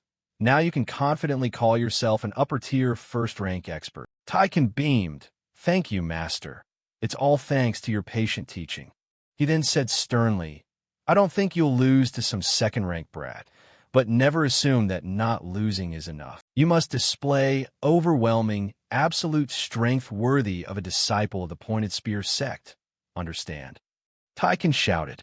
Yes, Master. Du Kim thought smugly. Good. Let that fool know what a golden opportunity he missed. Make him feel it to the bone. The price of daring to refuse the pointed spear, to refuse someone like Ma Du Kim. Tien Vu-chan smiled and spoke. Really? Wet behind the ears, types managed to catch a demon? The one who subdued the blind demon was none other than Miss Tan Yin, standing beside me. With my meager second-rank skill, I couldn't have done much. No sooner had he spoken than Tan Yin was ready to retort. Though my martial arts looked superior, it was this young lord who lured the demon into being immune to sword chi, thus saving my life, prying its eyelids open and forcing it to gape. All credit goes to Lord Manhwa. I merely followed his instructions and thrust sword chi into the demon's mouth. Nu now crossed her arms and demanded, How did you know demons are weak to light? Tien Vu-chan just scratched his head and shrugged. I only researched beforehand to prepare for the front line. Pure luck. Du Kim sneered and mused inwardly. Someone who's never faced a demon, a mere low-ranked fighter, yet dares to throw himself at it. Considering frontline information is strictly controlled, he must have put in considerable effort. So there's no hesitation left. Though only second rank, he's a promising seed worth cultivating. Knowing demons fear light is one thing. Actually prying their eyelids open is another entirely. I like him already. Chief, I'll take him a team 4. We're shorthanded too. Is that okay? Unexpectedly, that offer was loudly refused by Tien Vu-chan. Du Kim's expression instantly soured, and he burst out. Refused? What do you mean you refuse? How dare you turn down my invitation? Tien Vu-chan hooded and looked away. The person you're looking at is none other than Tich Fong. You're Captain Tich Fong, right? Ever since I heard news from the front line, I've always longed to join Captain Tich Fong's unit. Please accept me. Tich Fong gaped, completely surprised by the request. Me? Tien Vu-chan continued to praise. Yes, able to crush a monster's skull barehanded while swords and spears can't touch him. The moment I heard that tale, I resolved to join Captain Tich Fong's unit to learn his hand techniques. Du Kim interjected with mixed disdain and annoyance. You dare refuse me, the chieftain's son, to follow that pitiful 7th unit? You are none other than the 3rd young master of the renowned Guizhou elite family. Yet you want to crawl into a place full of ragtag minor sects and those external Qigong guys who look like traveling medicine sellers? However, contradicting him, Tien Vu-chan once more raised his voice and loudly declared his determination. I also want to learn external Qigong. I must test which is tougher, me or the families of those blood sect fiends. Hearing that, Tich Fong finally replied, placing a hand on his shoulder. Spirited, and you even want to take down demon people barehanded. Very well, Lord Xianwu, follow me. I'll forge a body for you tougher than a demon's. He beamed and answered, Yes, Captain Tich Fong. Du Kim, witnessing the scene, ground his teeth in fury, folded his arms, his expression uglier than ever, his restless hand gripping his biceps. Just thinking about it made his blood boil. Besides, the newcomer had only been to the front line a short time and already achieved great deeds.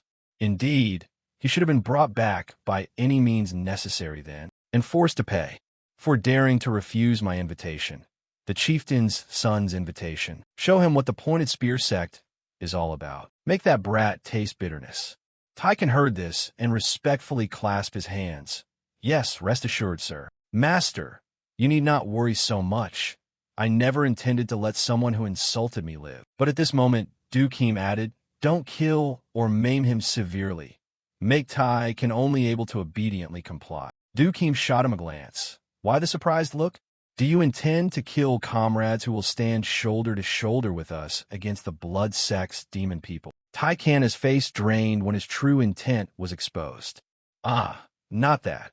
I only wanted to give him a lesson he'll never forget. The aura around Dukeem turned dangerous almost instantly due to this deceitful remark of his. He growled a warning. Chu Taikan, our supreme mission is to defeat the blood sect and reclaim their stronghold. Haven't you forgotten? Hearing this, he had no choice but to obey. Yes, of course I haven't forgotten. Dukeem continued to instruct. For the greater good, even if the other side are ragtag heretics, we must cooperate, especially since they are allies on the same front against the blood sect's demon people. I trust you're not the kind to do something foolish like that, understand? Taikan nodded. Yes, I understand, senior brother. Dukeem felt another surge of irritation toward the man. Elsewhere, Thursday Du frowned firmly and demanded, now look me straight in the eye. Look, the squad leader won't meet your gaze. Are you sure he hasn't been spirit-controlled? Her teammates loudly affirmed. Yes, it's still our usual squad leader. XA, on half-joking, half-serious. Squad leader, do you need to be spirit-controlled once to become normal?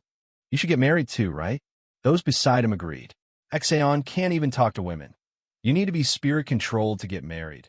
Huh? Teased in return, Exaon's face flushed crimson in an instant. What? It's not that I can't talk. I just won't because I don't see the need. Tien Vuchan sneered and replied, oh, really? Exaon awkwardly admitted it, of course. Thursday Du then requested, good. Next up, please, young masterby. Come here and look me in the eyes for a moment. Exaon eagerly stepped forward, thinking, you lot thought I wouldn't dare, did you? At the dorms, we were conducting checks to see if any male members had been spirit-controlled. Bitch Long 10th Squad already had someone harmed by spirit control, so an order was sent down requiring checks of all members. Occasional spirit control incidents by the blood sect happen on the front lines, and that's far worse than demons or cultists appearing, because you don't just lose a trusted comrade, you may have to kill them yourself. Methods to dispel the blood sect's spirit control remain unclear to this day. Thursday Du smiled gently and suggested, now, please look me straight in the eye. Exaon blushed and replied awkwardly, okay, I'm looking. She kept reminding him, like that? Why just a quick glance? You must stare. Tien Vuchan on the side stoked the fire, right? Exaon, stare straight. Where's that earlier bravado of yours? Even Tich Fong joined in bullying him. That's right. You were so full of yourself earlier. Now look how you are. Backed into a corner. Exaon could only scramble for cover. No, really, this is enough to confirm I'm not spirit-controlled, isn't it, Vice Leader? Thursday Du didn't press him further. Yes. Seeing young masterby can't look me in the eye like this. You seem normal. Whether someone is spirit-controlled is usually judged by their eyes, since the life force in a controlled person's gaze will vanish. This judgment role typically falls to women rather than men, because women are more sensitive to unusual changes in comrades, which is why all frontline squads are mixed gender. Thursday Du looked toward Tien Vuchan. Now it's your turn, young Master Tien. He himself reacted just as bashfully as Exaon. Look not miss in the eyes? If I could, I'd do it all day. His teammate immediately teased. Let's see how long your dignity lasts. Ajin, go on, Ajin. Tien Vuchan smiled and sat down, thinking, why try hard? This is a golden chance to look into Nam Miss's eyes. I should enjoy her face while I can. Those gentle, puppy-like eyes, that soft smile that seems to understand and accept everything. Her kind, beautiful face could heal anything. Tien Vuchan was so red, he seemed to steam. The sight sent the others into laughter. What the heck? Why is his face that red? Sorry, Ajin, I should have just told you to try. Ajin, you haven't even looked at her, and you're already blushing. How are you going to manage? Even Thursday, Du couldn't hold back a comment. No need to stare anymore. Didn't expect someone worse than the captain himself. Tien Vuchan sputtered uselessly. Wait. Why wouldn't I need to look? No, miss, I mean. Thursday Du laughed, and reminded him, "Don't overdo it, Lord Xianwu. You must be tired. Sorry for teasing you."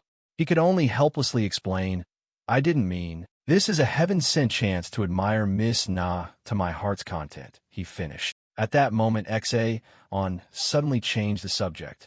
"Hey, Vice Leader, have you checked Miss Tan Yin's eyes yet?" Tien Vu Chan coincidentally looked toward the mentioned person and, mentioning it, suddenly remembered that he'd been accompanying her the whole time, yet had never seen her without makeup.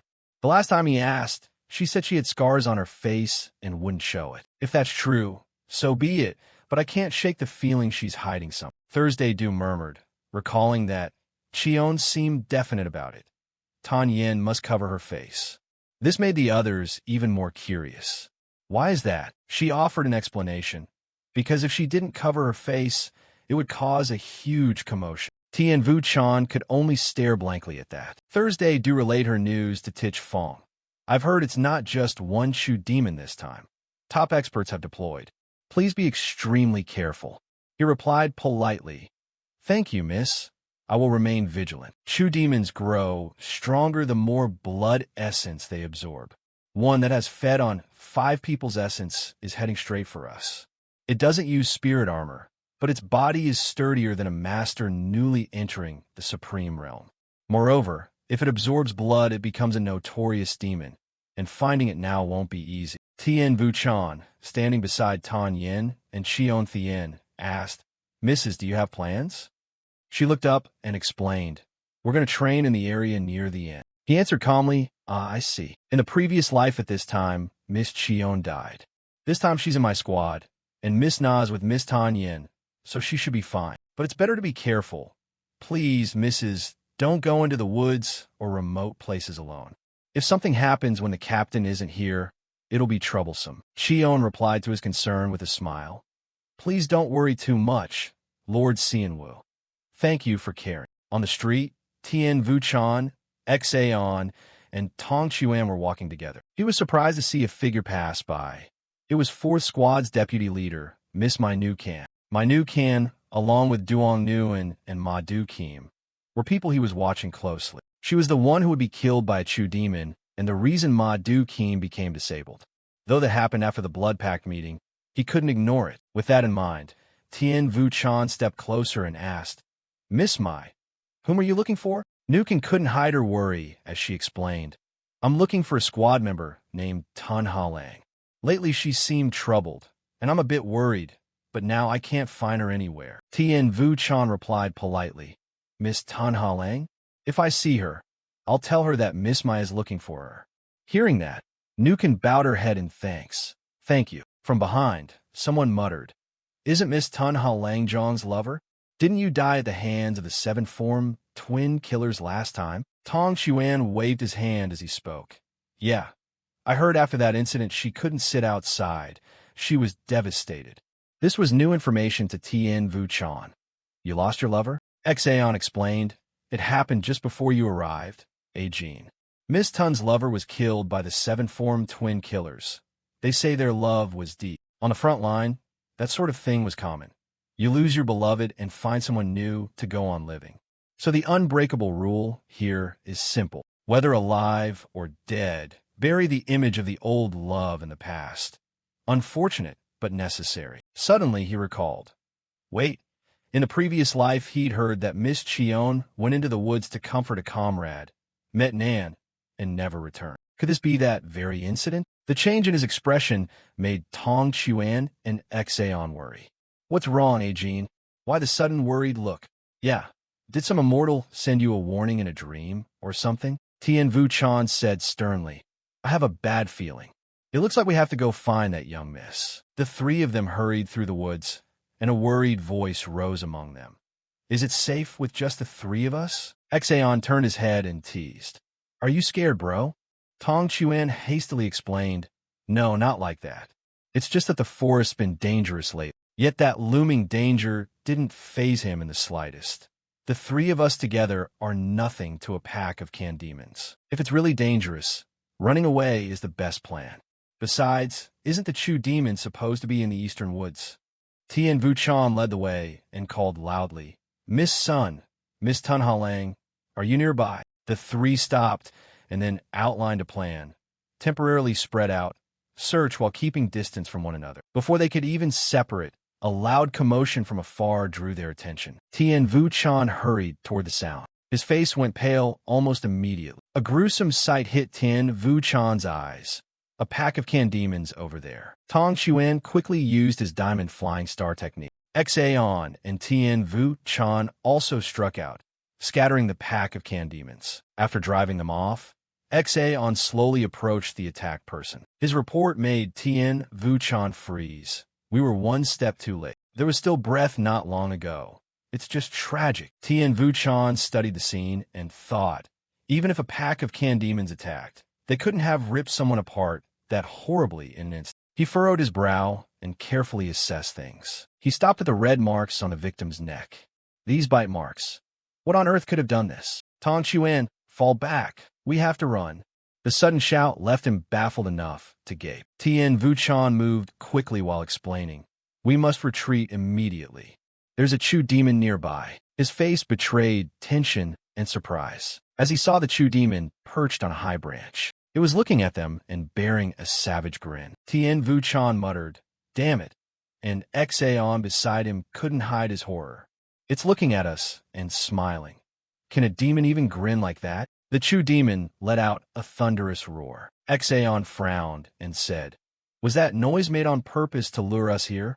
Tien Vu-chan murmured a plan to his two teammates. "I'll count to 3, then all run south together. 1, 2, 3. The Chu demon immediately leapt down from its high branch. Its target was exactly where the three of them stood. Xaon glanced back and exclaimed in disbelief, "No way. How can it be this fast? What do we do? Split up." Tien Vu-chan was thinking too. The Chu demon's speed matched his own, but still couldn't surpass Xaon. If the three of us split, 2 might survive, but 1 would surely die. And that 1 would be... Tong Xuan understood and immediately proposed. "Run, my teammates. I'll hold it off. I'm entrusting the rest of my life to you. Make sure you survive." He looked at Tong Xuan and thought that the man had been the same in his previous life. He smiled now as he had then, letting a weaker one run ahead and saying the exact same words. He hadn't expected to witness it once more. "Calm down, Tien Vu-chan. Stay really calm." The pack of can demons was right on their heels. In this life-or-death moment, there was no way all 3 could survive. Absolutely impossible. This was an unavoidable situation. Tong Xuan entrusted the can demons to him. Without another question, he agreed. "Leave them to me and go. Hurry up." Tien Vu-chan continued, directing Xaon. Go, Xa, leave the Chu demon to me." The line left him baffled enough to exclaim something. Tong Xuan was equally surprised. "What did you just say?" Tien Vu-chan had already begun to act. He grabbed the sword and decided to use his blood to lure the Chu demon. Then he shouted, "Go quickly, Xa. Go fetch the captain before we all die." The writhing mass of can demons drew ever closer. Tong Xuan charged forward and shattered the formation of those can demons. He turned and urged, "Xa, aren't you going to run and get the captain to save Ajin?" Xaon's face was streaked with tears. He turned and fled, not forgetting to shout, "Don't you dare die. You bastards, if you die, I'll follow you." Tien Vu-chan couldn't help laughing at his attitude. "You idiot. If you die and go down the yellow stream, I won't spare you either." The battle between him and the Chu demon began. The Chu demon lunged, targeting Tien Vu-chan. He frowned and was already prepared to respond. He continuously unleashed quartz-colored sword slashes. The Chu demon swung its arm to counter. The two moved constantly, never giving the opponent a chance to land hit. The Chu demon turned its head, searching for Tien Vu-chan. He sneered inwardly, thinking that no matter how strong its body was, as an outsider to martial arts, it couldn't perceive the illusory sword. The Chu demon stopped on a branch. Tien Vu-chan dropped down onto a nearby branch as well. He turned to follow its movement. "Damn it. If it ignores me, the next target will definitely be Tong Xuan. Right now, he's holding on, but with Tong Xuan's strength, he can eliminate all the can demons. If this drags on until his stamina runs out, there'll be no way out. I absolutely can't let this Chu demon reach Tong Xuan. Over here, you damn spider." Unexpectedly, the Chu demon broke into an evil grin, pleased with Tien Vu-chan's reactions. and it launched a surprise attack on it. But what the Chu demon struck was only an illusion created by Tien Vuchan. The Chu demon realized immediately that it had attacked the wrong target. Tien Vuchan, satisfied, thought, "Exe, with the footwork you taught me, I kept my skin. If you bring the captain here, before I bite it, I'll call you Big Brother once." A chase unfolded between him and the Chu demon. On the other side, Tong Chuan was still fighting the pack of can demons. They charged at him en masse. All of them were successfully pushed back by Tong Chuan. However, he himself was also starting to feel exhausted. Tien Vuchan didn't miss the change in his actions. Tong Chuan's movements had slowed. He looked worn out. "I don't even know how much longer I can keep it from catching me. Even if Xaon gets there and rushes the captain over, it's uncertain whether I can hold on until then. Its physique surpassed even top experts. Its hide so tough that even steel swords struggled to pierce it. Eyes and mouth are weak points, but it never exposes any opening for someone to exploit. To put it bluntly, I don't even have a gap to swing my sword. If it catches up to me, I'm dead for sure. Damn it. I'd rather meet a night devil than run into a Chu demon in daylight. Wait, night for night devils, day for Chu demons. There must be a rocky mountain around this forest. It's a gamble, but it might just be an escape.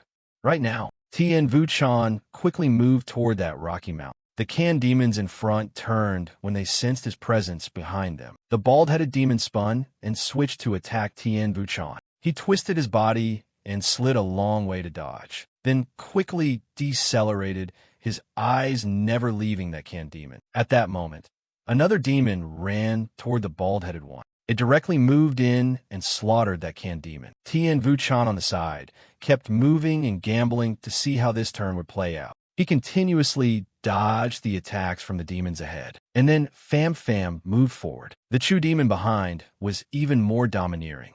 Everyone in its path got flattened without a miss. The Chu demon swung wildly, decapitating those demons one by one without leaving a single survivor. It lunged, shoved, and struck, then killed the weaker demons along the way. Tien Vuchan at the rear was also tracking its movements. He once again used his own blood as bait. The Chu demon was completely attracted. It knocked aside the demons in front to clear a path toward Tien Vuchan. He accelerated, but kept glancing back to check its movements. The cave he was aiming for was now right ahead. Tien Vuchan charged directly inside. The Chu demon chased close behind. He ran very deep into it, before turning to watch the movement of the Chu demon. That demon was now roaring frantically. Tien Vuchan raised his weapon and began to calculate. Night devils operate at night, while Chu demons operate during the day, which means the Chu demon's primary sense is vision. Once there's no light, it can only rely on its sense of smell. Just like now, it's no longer able to see him, but I'm the same. I must stay calm and keep my mind utterly still. Recall the sensory training with the captain, use every sense in my body, and feel every slightest movement of it. There's only one chance to strike precisely at the moment it lunges at me. Don't rush. Sense its position, its motion, and even its shape. Feel the flow of space around here. A few drops of blood kept falling to the ground. Tien Vuchan's eyes widened, intensely focused. He prepared his chi for the next strike, right now, then swung his sword forcefully into the space ahead. The next thing Tien Vuchan heard was the Chu demon's terrified scream. He looked that way and thought it worked. Relief was clearly written across his face. His hand was still trembling with surprise. Tien Vuchan hurried away. There was no time to linger. Tong Chuan here was still struggling with the demons before him. Tien Vuchan called out to Tong Chuan. He turned and, a bit flustered, answered Ajin. His face showed relief as he spoke. "Let's go back." Xaon ran over to Tien Vuchan and Tong Chuan and started cursing loudly. "You bastards, you rotten dogs. Luckily you survived, you scoundrels." Tong Chuan just chuckled in reply. It was all thanks to Xaon bringing the captain in time. Tich Fong stood behind them. He came forward after checking the Chu demon's condition, then spoke to Tien Vuchan, praising his skill. Indeed impressive for second tier, having forced the Chu demon to reveal an opening and land a fatal blow. Hearing that, he didn't hesitate to explain. "So, I have a request for you, Captain. Please keep this incident secret. No one would believe that I could take down a Chu demon. With my weak strength, I don't want any extra attention right now. Tich Fong cautioned carefully. Then you won't get credit or fame. But Tien Vuchan only smiled and replied tersely. It's fine. So long as I and my teammates stay alive, that's more than enough for me. Tien Vuchan himself was now running through a forest. He looked around and shouted for the captain. Captain Tich Fong. Tien Vuchan's eyes widened in horror. In front of him, there was no sign of anyone, human or demon. His face showed utter bewilderment. Before him was the sight of a demon standing atop a mound of corpses, the bodies of his teammates. The demon stood on the peak, lost in thought, then turned toward Tien Vuchan and smiled. He was startled and leapt up hastily, only to look around in confusion again. Tien Vuchan's hands trembled as he wondered. Was it a dream? Maybe the captain went off to train today. I didn't expect to dream about that. That nightmare is a memory from a past life. The tragedy of loved ones dying one after another could very well repeat. I've always believed that in this life I did my best. I saved the friends I had lost and risked everything in cultivation to reach the highest realm. But is that enough? But is that really enough? Next up are the Iron Demons, and the Venom Snake Demons will appear one after another. In my previous life, I also struggled to survive as teammates fell one by one. But in the end, all the demon people were just sacrifices to create the Blood Demon.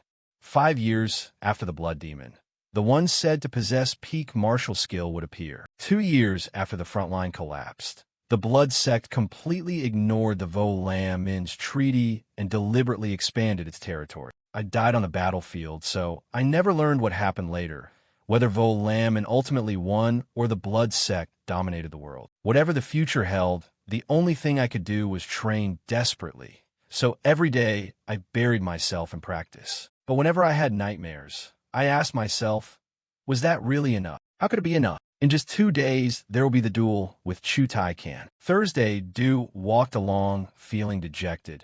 And of all days she had to patrol today, she wanted a bit more time to cultivate. Being on the front line, and yet regretting an evening of training. Never thought I'd see the day. When I decided to go to the front line, I accepted in advance that I might be sacrificed. That year, Na Thursday, Du was young. Her mother passed away, and all authority in the Na household fell to the stepmother. She bluntly declared, let her go to the front line. She didn't bother hiding her favoritism toward her younger son. 3 years younger than Na Thursday, Dushi concealed the truth from their father. The reason the stepmother gave was that her son would inherit the family line.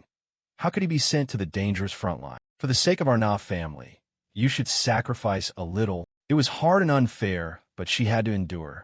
She believed her sacrifice was for their father, for the Na clan. Yes, mother, I understand. Knowing that leaving meant certain death. Na Thursday, Du didn't know how to refuse or resist because she had lived that way for too long. And indeed, on her very first frontline patrol, Na Thursday, Du faced a near-death danger. A teammate moved alongside Thursday Du and instructed them to spread out and search for traces.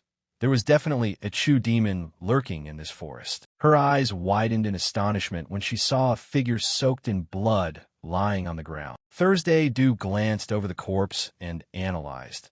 These are Chu demon bite marks. There's a Chu demon nearby. We must fire a signal to alert the other teams. However, a sound suddenly drew Thursday Du's attention. She turned and realized it was a trap. The demon slid past Thursday Du just as she barely managed to shout, "You demon!" She froze as she was attacked, then fell to the ground. The man grabbed Thursday Du's chin and smiled, commenting, "A little girl like this looks tasty. An unexpected catch. I'm starting to like it. I'll take her home and pamper her all night to my heart's content." She struggled helplessly. The man still had no intention of letting Thursday Du go. Then a foot suddenly flew in from nowhere and kicked the man's face, sending him flying far away. The man shouted in fury, "Who dares to show such insolence before me?" However, Tich Fong had no intention of letting him keep babbling. He glared at the man while swinging his fist. Thursday Du was still not fully lucid. What just happened? I thought that fan was surely dead. It was eerily quiet. Tich Fong Zu set over to Zu. Little sister, are you okay? Are you hurt anywhere? Thursday Du stared blankly at Tich Fong's outstretched hand. He smiled and said, "You're fine now." However, Thursday Du didn't respond at all, and only then did he remember, right? She's been pressure pointed. Stay still so I can release it. Thursday Du laughed when Tich Fong helped her up, her expression surprising him a little. Thursday Du recalled and thought it over. At that moment I forgot all fear and even giggled. Later, when he was chosen captain of the newly formed 7th team, I followed him to Team 7. No matter how many hardships we endured, I can confidently say that it was the happiest time of my life. Even if I have to die tomorrow. Tien Vuchan's squad was still moving through the forest. XA complained irritably that lately his external training made him feel bulky, not like before. Tong Chuan nearby replied, "Really? I still think it's fine." Thursday Du smiled and remarked that he's been looking much more dashing these days. XA blushed and awkwardly answered, "The vice captain is always full of praise. It's hard to believe." His attitude made her laugh. "Oh, really?" The other members joined in the laughter. Suddenly, Tong Chuan seemed to realize something. "It's about Lad B. Girls hate anything too obvious. The trick is to care in a way that seems like you don't." Thursday Du turned her head toward Tien Vuchan. Next is Lord Xianwu. He seemed pensive lately. Is something bothering him? People probably think he's just putting on an act because of the duel with Lord Zhou. But because he's like that, the whole team's mood has dipped. As for Yun, I'm still worried about that previous conversation. The truth is Thursday Du, Tan Yin, and Chion wanted to chat together. I'm telling you, it's true. Thursday Du confessed honestly. At first I thought Tien Vu and Yun were lovers or secretly infatuated. I saw Yun following that lord in the team, so I assumed so. Chion added, "You two? Seeing Yun made you feel a bit uneasy as well, didn't it?" Unexpectedly, Tan Yin suddenly affirmed, "Yes, I like Lord Xianwu." Thursday Du and Chion froze. Then they chimed in, "I like Lord Tien Vu too. He's a pillar of the team and someone you could trust, right?" "That's right. He's even slimmed down and become quite handsome lately." "But sister, what we're talking about isn't that." Yet Tan Yin once more asserted, "I know what you all mean. I truly like Lord Xianwu as a man." Thursday Du was a bit flustered upon hearing this. "Wait, seriously?" When Tien Vu said he admired Miss Deng, she remained so calm. Tan Yin pondered and remarked, "He does care for her, it's true, but it doesn't seem like the kind of care a man gives a woman. Besides, I've liked him since he was a chubby kid. I've always been attracted to that type, and even after he lost weight, my feelings didn't change. Maybe I saw something beyond his appearance." Chion asked curiously, "Then why don't you do something?" Tanyan looked at her and countered, "What could I do?" Chion suggested showing the Lord Tan Yin's true face, or getting closer to him. Tanyan only replied with a gentle smile, "Why must I do anything? Just being near him and watching him makes me happy enough." Her words left Thursday Du and Chion completely speechless. Thursday Du could only sigh. She'd said it, so trying to interfere would be difficult. Tich Fong now gestured to his team members. Tien Vuchan at the rear also pondered. It seemed something was off. Dig Fong Sabdang op at once. He blocked the path of someone moving with suspicious intent. The man let out a terrified yell before begging for his life. Tich Fong was somewhat surprised by this. The sky was slowly turning toward evening. The man stammered, "I'm from the Miao tribe living deep in the forest. I'm not a demon. I just live here." The old poison elder was now coughing up blood. "He saved us. Without him we'd all be dead. Please help us." Thursday Du asked back, "So, earlier when the Miao were captured, you escaped thanks to that poison elder, and now he's vomiting blood and in critical condition, right? Could that symptom be Tao Hoa Nap Ma? It can also happen if inner strength reverses during training." Exaon from behind then continued. Decam explained slowly, "So you came all the way to the front line to beg for help. The poison elder is our benefactor. Without him, my brothers and I would be dead.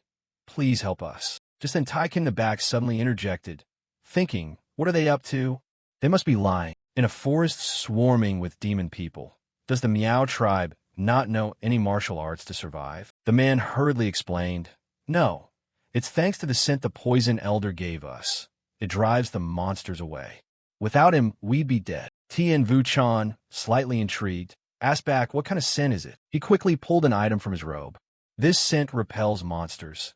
They avoid it thanks to the poison elder." He produced a brocade pouch. Tien Vuchan's eyes immediately widened in surprise. He turned to Tich Fong and suggested, "Leader, we should go take a look. That scent pouch is worth checking out."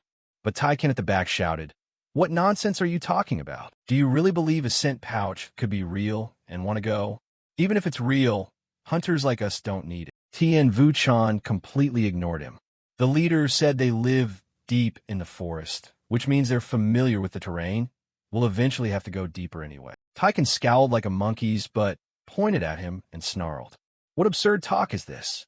The Blood Sect and Vo Lam Min signed a non-aggression pact. How could you? Only then did Tien Vuchan calmly reply to him. They've signed a non-aggression pact. Yet every day, we're still attacked by demon people. And Chu Taikan, aren't you a disciple of the Wound Point School? I didn't expect you to say such things. He snarled in fury. How dare you? You then challenged him further. So your plan is to stay here and rot for 1,000 years? Have you completely forgotten about defeating the Blood Sect and reclaiming our mountain? Tich Fong turned to the man to ask, how long would it take to get there? He replied briskly, at fastest, half a day. Tich Fong began to miscalculate. The time was tight, and there was no guarantee of a cure. Going back empty-handed would be far too risky. Taiken from behind chipped in. Moreover, abandoning your watch post is clearly illegal. You know that's a grave offense, only to be cut off by Tien Vuchan. Don't worry, I'm not forcing you to come along. He shouted angrily. What was it you were screaming about? Tien Vuchan turned to Tich Fong and proposed. There's no need for everyone to go, right? Just let Leader XA on and me go back as quickly as possible. Wan Fiend and I can carry that person. As for leaving the watch post, isn't that area teeming with Ma people? Monsters running rampant? Do any of them absorb life energy to grow stronger? Some hide like spiders in ambush. The man nodded solemnly and firmly. Yes, that's right. They're very dangerous, truly terrifying. Tien Vuchan turned to his squad and said, I heard there are Chu ghosts. Shouldn't we pursue and destroy them? Tich Fong nodded in agreement.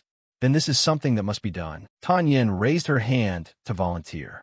I want to join too. Young Master Bai is nearly as fast as Lord Xianwu, so I won't fall behind. Tich Fong was even more pleased. Good, with Miss Tan Yen going along, I feel reassured. The rear deputy handed responsibility to her. We've been making you manage things for us non-stop. I'm truly sorry. Thursday Do only smiled and replied, Be careful and come back. I'll wait. This sincere remark made him blush. Taiken seized the chance to jab once more before they left. Remember one thing, Tien Vuchan. Even if you're tired, I won't postpone the duel. You're not planning to dodge it, are you? Unexpectedly, Tien Vuchan replied arrogantly, What a vivid imagination. The duel with you means nothing compared to this. Don't delude yourself. Taiken, feeling scorned, went dark with anger, but could only stammer an incomplete sentence. You said what? The group members moved quickly through the forest. The man on Tien Vuchan's back kept exclaiming, So fast, unbelievably fast. His upbeat attitude gave one pause. Although he'd agreed, being pressure-pointed and hauled around like a sack while still cheerful is a rare optimism. In a past life, this young Meow fellow had come to our side like this too, but we refused his plea, and that didn't change anything, so I thought it was just a fleeting encounter. But then the Venom Snake Fiend appeared, a demonic beast whose proximity alone could poisoning 20 people of the 13 squad. Among them was Miss Na. The incident occurred while Captain Tich Fong went to rescue Chu Taikana's group. The usual medic of the 13 squad and the two Mrs. Dang of the Dang family were helpless and couldn't detoxify that poison. Comrades died, one after another, before they could react. Captain Tich Fong rushed into the jungle alone because Miss Dang suggested that the antidote clue might be near the poisonous creature. 2 days later, with the Meow tribe's help, he brought back antidote herbs and saved several teammates. However, Miss Na was not among them. When Captain Tich Fong returned, it was already too late. That incident changed all of us. Our captain shed his warmth and became cold, while I immersed myself in training to exact revenge. In the end, he rose to be alongside Fong Fai Long, and I reached top-tier martial skill. I'm not sure whether the Meow who helped the captain back then was this young man, but if there's a chance, it's worth a try. At one spot, they set the man down, and he began to explain. From here, I'll lead the way. It's getting dark. There's no path in the forest, many venomous creatures. Only I know the route. follow right behind me. Tien Vuchan looked up and thought, luckily there's still stars in the sky. Xa-on seized the moment. Let's practice sensing things by closing our eyes like the captain suggested. Xa-on clicked his tongue and said, fine idea. We're already dead tired, and now you want to add training on top of it. The man turned and warned them to stick close. This place has venomous snakes and lots of insects. Be silent. Unexpectedly, something lunged at them, targeting their group. Xa-on startled and let out two sharp cries. Tichfong easily caught that snake. He looked at the creature in his hand and murmured, this is a tam-tai serpent. The young man behind asked, puzzled. But isn't this supposed to be an extremely rare venomous creature? Tichfong just muttered, seems not so rare here. The guide at the back marveled. Impressive. Only the old Venomaster has done such a thing before. Hearing this, Tichfong asked, are there many of these here? He pointed toward the forest and continued, go deeper and you'll reach the poisoned woods. There are many kinds of wild beasts there. Very dangerous. The Miao don't go there. Tien Vuchan wondered why they'd live in such a dangerous forbidden zone. Since the Blood Sect appeared hunting the Dong clan, perhaps they had no choice but to hide nearby. Tichfong looked to the guide in puzzlement. Is the reason Ma people avoid that place because of the venomous creatures? The guide nodded. Yes, the old poison man said so. They hate the scent of venomous beasts. Their bodies are made that way, and later among the monsters a venom sucker may appear. So he told us to always be careful. Tien Vuchan and Tichfong looked at each other, their minds rising with caution toward that threat. That old poison man seems to know Ma people very well, it seems. The guide continued instructing. When you eat, smear this herb on you. Don't smear it on snakes. Insects will detect it and instantly swarm to bite. Tan Yin remarked, we should learn these things too. Tichfong agreed. I see. If we came here unprepared, we'd be in big trouble. Just one watch hour away, and the patrol route ended there. So that's because of the poisoned forest. At that moment, a silhouette of an animal crossed before them. Xa-on asked a bit fearfully, what's that sound? Tichfong added, better if you don't know. Turns out there's that here too. Xa-on blinked at his vague hint. What's else there? Tichfong lazily revealed. There's a centipede bigger than a person. It's watching us from that part of the forest. Tan Yin couldn't hide her concern. Bigger than a person, indeed. Tien Vuchan half imagined some sky-flying, no species that can launch itself into the air with its tail. Surely not that, right? The guide explained and pantomimed. It's not that dangerous. It slams its tail on the ground and jumps high. It's quite smart and recognizes people. I used to feed it after that it didn't attack. Honest, Tien Vuchan thought differently. If a centipede can recognize humans, that's already dangerous enough. So, in the poisoned forest, which creatures are the most dangerous? The man began to describe. Deeper in, there are swarms of hornets the size of a hand, many of them moving. A single sting is lethal. I haven't seen it myself, but I've heard of spiders with human-like faces, red-headed wolf packs, snakes as big as burnt trees. It's all terrifying. Just hearing that made Tien Vuchan, Tan Yin, and Xa-on pale. The great yellow tiger wind, the human-faced hand, the blood affliction, and the poison-jawed demon king. Are these real? What is this place? It's terrifying here. Xa-on scratched his head in confusion. How can there be a place like this? Could there even be dragons here? He looked at him and sincerely replied, I haven't heard of that. Hearing that, Xa-on felt somewhat relieved. Well, that's a bit consoling. How fortunate. Along the way the man kept guiding them. That one is dangerous too, the black leopard. It consumes a lot of poison. Its fangs and claws are infused with potent venom. It's large, agile, and wounds can be deadly. Tichfong curled a smile and commented, looks like that's the creature.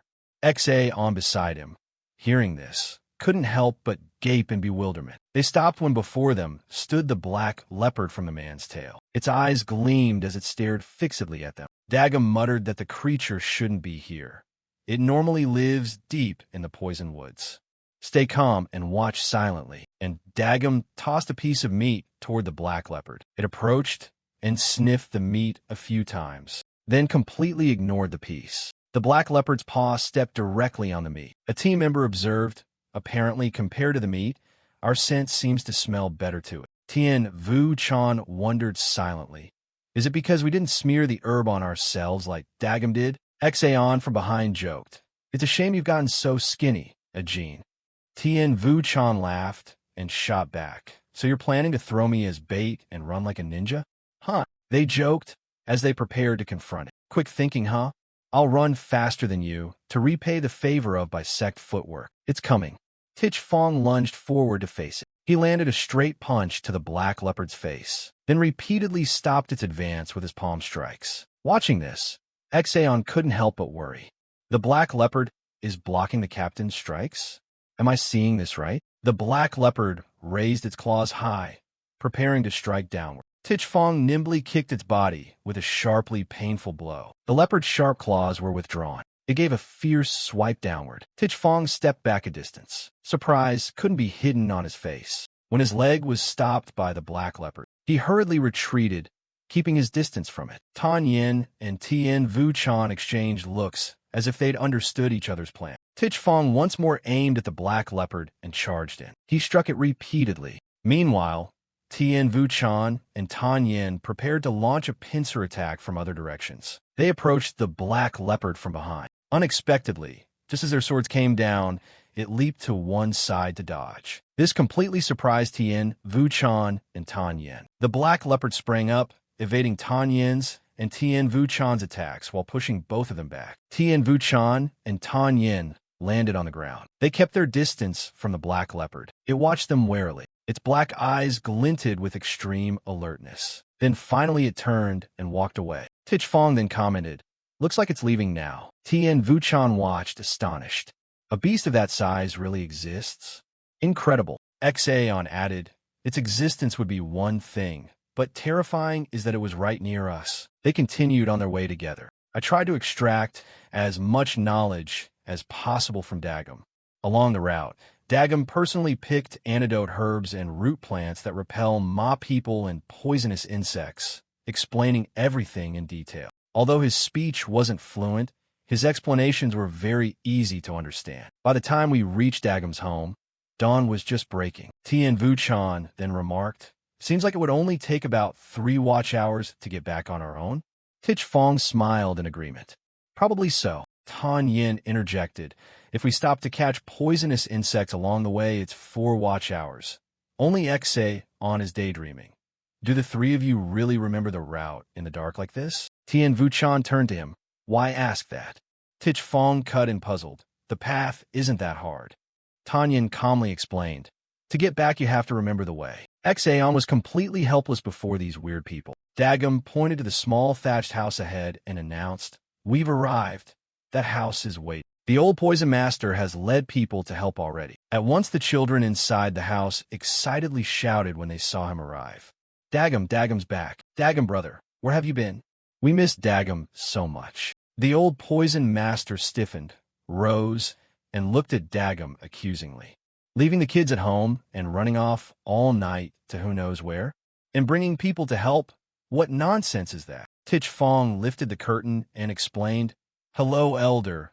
We came at Dagum's request to assist you." The old man glanced at him and demanded, "Who are you lot? Don't tell me you're some righteous dogs from Phylong Squad. Clear off out of my sight. Even if you were chopped to pieces, it wouldn't satisfy me. What do you lot plan to tear apart at this godforsaken place? Get lost." The old man was so fierce, he even threw things to drive them away. Dagum hurried to stop him. "Elder, what are you doing?" "They came to help." The old poison master angrily shouted at him. "I told you not to meddle. Even if I die, I will never accept charity from those people." Tich Fong's team was forced to step back outside. Xaon gruffly commented, "What a cursed situation this is." Dagum came out of the house with an explanation. "I'm really sorry. I didn't think to cause everyone to travel out here. How can I apologize for this?" Xaon smiled and added, "Well, thanks to you we got to see a good show. Seeing the old wild man rant like that, he's probably not dying anytime soon." Tien Vu-chan added, "Next time you need help, just find us. In return, can we ask you a favor?" Dagum eagerly agreed.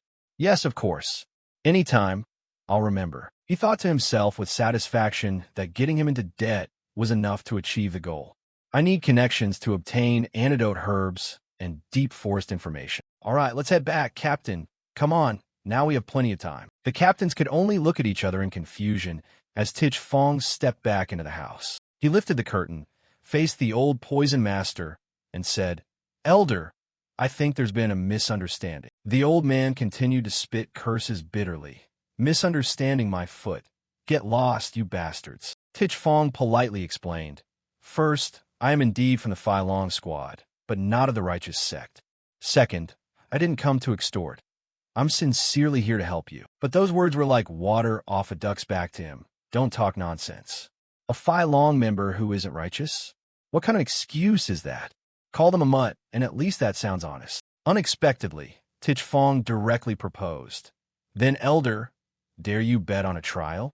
If I can prove I'm not of the righteous sect, you must let us examine the illness." The old man was so surprised he let out a startled exclamation. He stepped back outside and continued, "Very well, we'll take that as your agreement." Tanyan couldn't hide her curiosity.